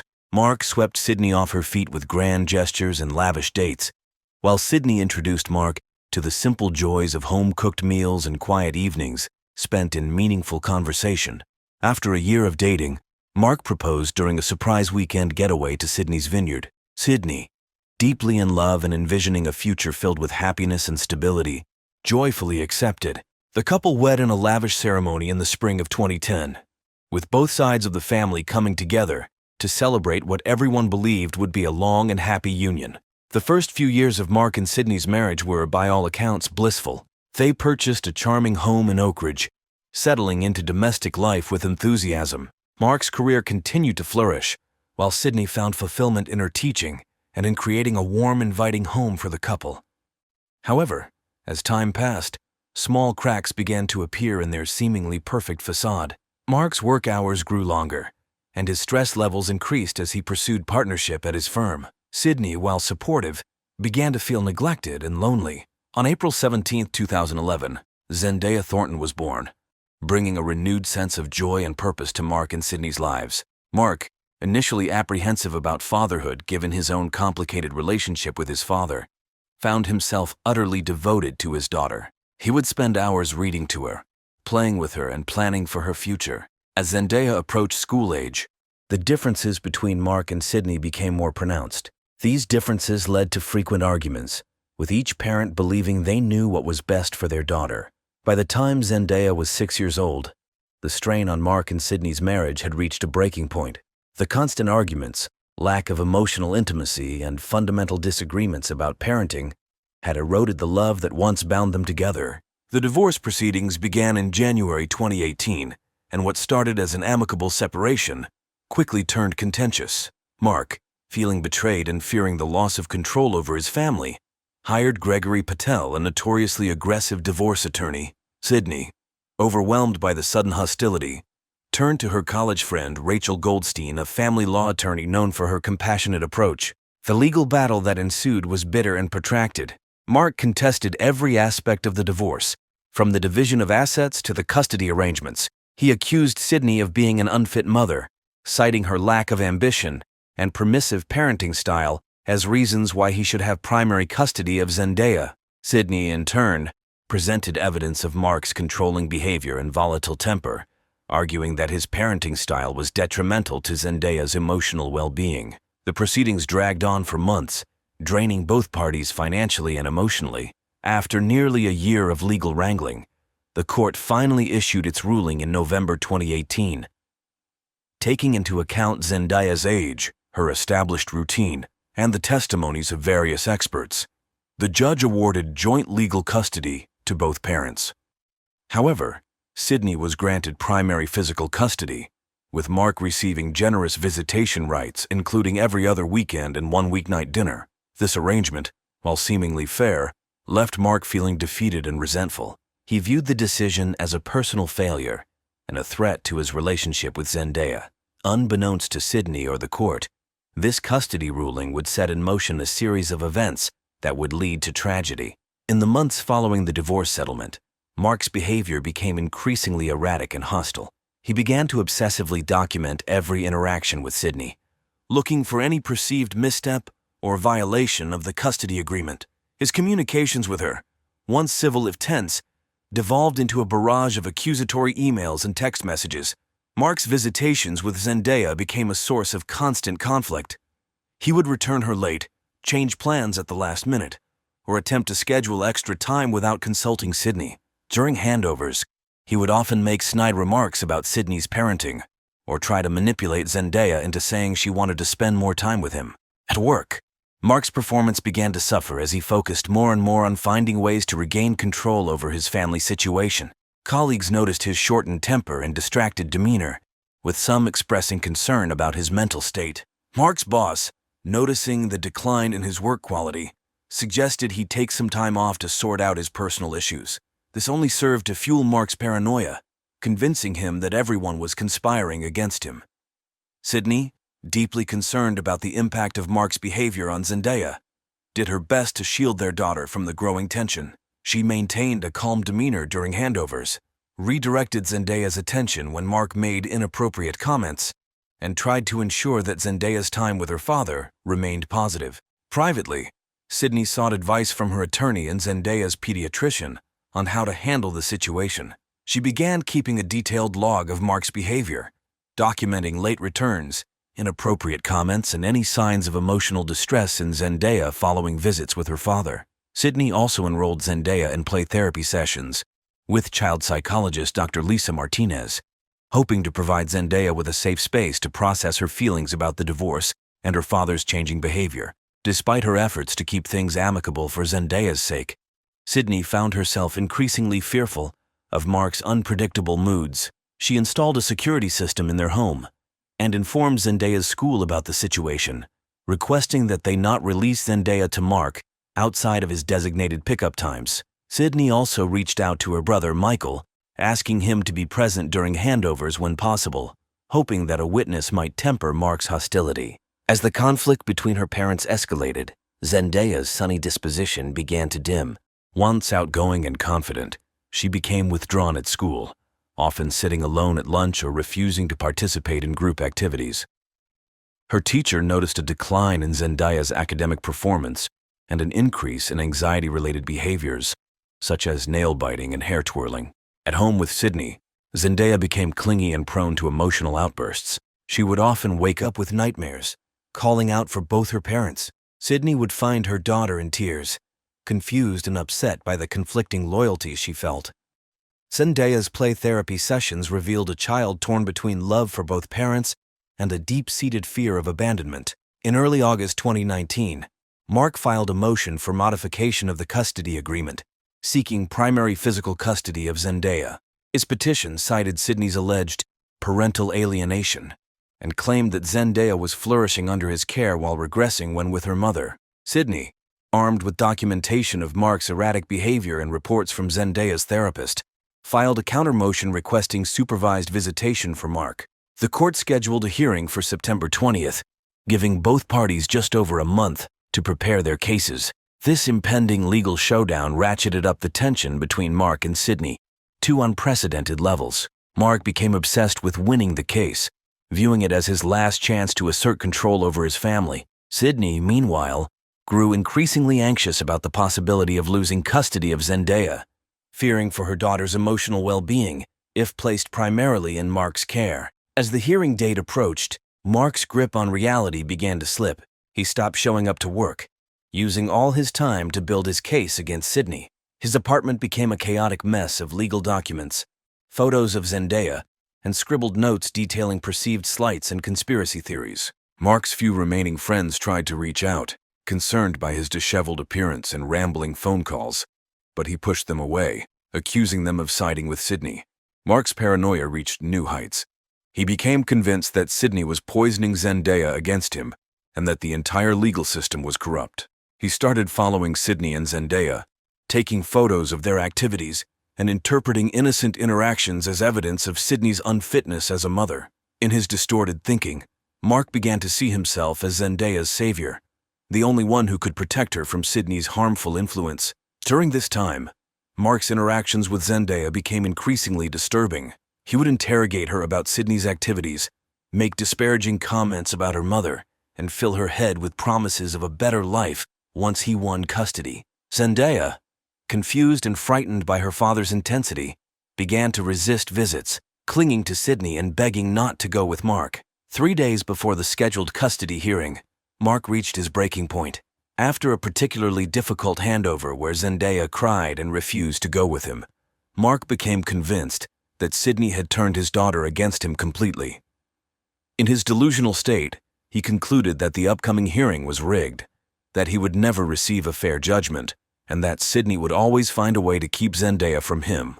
It was at this moment, alone in his cluttered apartment surrounded by the detritus of his obsession, that Mark made the fateful decision to take matters into his own hands. In his twisted logic, he reasoned that the only way to ensure he would have custody of Zendaya was to eliminate Sydney from the equation entirely. With cold determination, Mark began to plan the unthinkable, the murder of his ex-wife.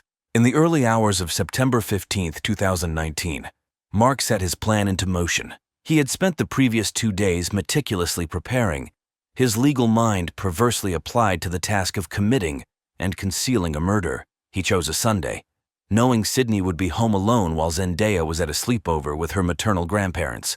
Mark packed a bag containing a hunting knife he had purchased with cash at a sporting goods store 2 towns over. He also included rope, duct tape, and cleaning supplies, having researched methods to eliminate evidence. To establish an alibi, Mark had set up his home computer to make online purchases and send emails throughout the night and morning. He had also left his cell phone at home, connected to the Wi-Fi to create a digital footprint, suggesting he never left his apartment. At 4:30 a.m., Mark left his apartment, careful to avoid security cameras and potential witnesses. He drove a rental car, paid for with a prepaid credit card, to a spot a few blocks from Sydney's house. From there, he proceeded on foot, his heart racing with a mix of fear and determination. Mark arrived at Sydney's house just before dawn. Using a copy of the house key he had secretly made during a previous visit, he silently entered. The house was quiet, with only the soft hum of the refrigerator breaking the silence. Mark crept up the stairs, the knife clutched tightly in his hand. He paused outside Sydney's bedroom. He pushed open the door to find Sydney still asleep. The sound roused her and she sat up, confusion quickly turning to terror as she recognized Mark's figure in the dim light. "Sydney, what are you doing to my daughter?" Mark's voice was low and menacing. Sydney scrambled out of bed, her voice shaking as she tried to reason with him. But Mark was beyond reason. He lunged forward, grabbing Sydney's arm as she attempted to run past him. She fought back fiercely. They struggled, crashing into furniture and knocking items off shelves. Sydney managed to break free momentarily. Running towards the hallway, Mark pursued her, his face contorted with rage. In the hallway, he caught up to her, tackling her to the ground. Sydney continued to fight, scratching and kicking, leaving defensive wounds that would later become crucial evidence. In a frenzy of violence, Mark brought the knife down repeatedly. Sydney's screams were cut short as the blade found its mark. Again and again, the hallway walls, once adorned with happy family photos, were now splattered with blood. As quickly as it had begun, it was over. Mark stood over Sydney's lifeless body, his rage giving way to shock as the reality of what he had done began to sink in. The knife slipped from his blood-soaked hands, clattering to the floor. He rushed to retrieve his bag of supplies, frantically trying to clean up the worst of the blood. In his haste and shock, Mark made critical mistakes. He missed several blood spatters, left partial fingerprints, and failed to notice that in the struggle, Sydney had managed to grab of his hair. As the first light of dawn began to filter through the windows, Mark gathered his things and fled the scene, leaving behind a trail of evidence that would ultimately lead to his downfall. At 8:30 a.m., Karen Mitchell, Sydney's close friend and fellow teacher, arrived at the house. They had plans to carpool to a teachers' conference that morning. When Sydney didn't answer the door, Karen used the spare key she knew was hidden under a flower pot. The moment Karen stepped inside, she knew something was terribly wrong. The house was eerily quiet, and there was a faint coppery smell in the air. She called out. As she climbed the stairs, she noticed smears on the wall that made her heart race. Karen's scream pierced the quiet Sunday morning when she discovered Sydney's body in the upstairs hallway. Trembling, she fumbled for her phone and dialed 911. "I think my friend has been murdered," she sobbed to the operator. "Oh God, there's so much blood." Within minutes, the peaceful suburban street was transformed into a chaotic crime scene. Police cars and ambulances crowded the driveway, their lights flashing silently in the morning sun. Neighbors gathered on their lawns, watching in shock as police tape went up around Sydney's home. The nightmare had only just begun. Detective Lisa Hawkins of the police department took charge of the investigation. With 15 years of experience in homicide cases, she immediately recognized the signs of a crime of passion. The brutality of the attack, the lack of forced entry, and the personal nature of the crime all pointed to someone close to the victim. As the forensics team combed through the house, collecting blood samples, fingerprints, and other trace evidence, Detective Hawkins began interviewing neighbors and friends. Karen Mitchell's statement about Sydney's contentious relationship with her ex-husband quickly made Mark Thornton the primary suspect. The investigation moved rapidly. A search warrant was obtained for Mark's apartment, where detectives found a disturbing shrine to Zendaya and Sydney, walls covered with photos and legal documents. Mark's computer revealed his obsessive research into custody laws and, more damning, methods of committing untraceable murder. Meanwhile, the forensics team made crucial discoveries at the crime scene. Despite Mark's attempts to clean up, they found his DNA under Sydney's fingernails and matched the hair Sydney had grabbed to Mark's genetic profile. Partial fingerprints found in the house were also consistent with Mark's. As the evidence mounted, Detective Hawkins knew they needed to move quickly. Mark Thornton had become not just a suspect, but a potentially dangerous fugitive who might attempt to reach his daughter. Unaware that he was already the prime suspect, Mark attempted to establish his alibi. He returned to his apartment, showered, and meticulously cleaned his clothes and shoes. He then made several calls, including one to Sydney's phone, leaving a message asking about picking up Zendaya later that day. Mark then went to a local coffee shop, making sure to be seen by the staff and engaging in conversation with other patrons. He even called the police himself later that afternoon, expressing concern that he couldn't reach Sydney. However, Mark's careful planning began to unravel almost immediately. A neighbor had noticed the unfamiliar rental car parked near Sydney's house in the early morning hours. The car rental company confirmed that Mark had rented the vehicle using a prepaid card a detail he had overlooked in his haste to remove the car from the scene. The trial of Mark Thornton began 6 months after Sydney's murder. The prosecution presented a compelling case built on both forensic evidence and a disturbing psychological profile of the defendant. Forensic experts testified about the DNA evidence found at the crime scene, including the hairs matched to Mark and the blood spatter patterns consistent with the prosecution's account of the murder. The rental car evidence was also presented, along with security camera footage, showing a figure matching Mark's description near Sydney's house on the morning of the crime. Detective Hawkins took the stand, detailing the investigation and the mounting evidence that led to Mark's arrest. She presented Mark's computer searches in the shrine found in his apartment, painting a picture of a man obsessed and spiraling out of control. A parade of witnesses took the stand, each adding to the portrait of a tragedy years in the making. Zendaya's teachers testified about the child's increasing anxiety and behavioral issues, which they attributed to the high-conflict divorce. Sydney's friends and colleagues spoke of her fear of Mark and her efforts to protect Zendaya from the escalating tension. Mark's defense team attempted to paint a picture of a loving father, driven to desperation by a biased court system and a vindictive ex-wife. They suggested that Sydney had been the one alienating Zendaya from her father, causing Mark's mental state to deteriorate. The defense also tried to cast doubt on the forensic evidence, suggesting that the crime scene had been contaminated and that the DNA evidence was inconclusive. They presented character witnesses who spoke of Mark's previous reputation as a dedicated father and successful lawyer. However, their efforts were largely overshadowed by the mountain of evidence against Mark and his own erratic behavior during the trial. After a 3-week trial and 2 days of deliberation, the jury returned with a unanimous verdict: guilty of first-degree murder. The courtroom was silent as the verdict was read, broken only by a muffled sob from Mark's mother. Mark, given the opportunity to speak, showed little remorse. In a rambling statement, he continued to blame Sydney and the court system for his actions, claiming he had only wanted to protect his daughter. The judge delivered a scathing rebuke before announcing the sentence. "Mr. Thornton, your actions have not only taken a life but have irrevocably damaged your daughter, the very person you claimed to be protecting. You have displayed a shocking lack of empathy and an inability to put your child's needs before your own desires." She then sentenced Mark Thornton to life in prison, without the possibility of parole. In the years following the trial, Zendaya Thornton remained in the care of her maternal grandparents. With ongoing therapy and support, she slowly began to heal from the trauma of losing both parents in such a tragic manner. The case led to reforms in the family court system, with increased resources allocated for mental health evaluations and support services for high-conflict divorces. Sydney Watkins' memory lived on through a foundation established in her name, dedicated to supporting children affected by domestic violence. As for Mark Thornton, he spends his days in a maximum security prison, his attempts at appeal repeatedly denied, forever marked as the man who destroyed his family in a misguided attempt to keep it together.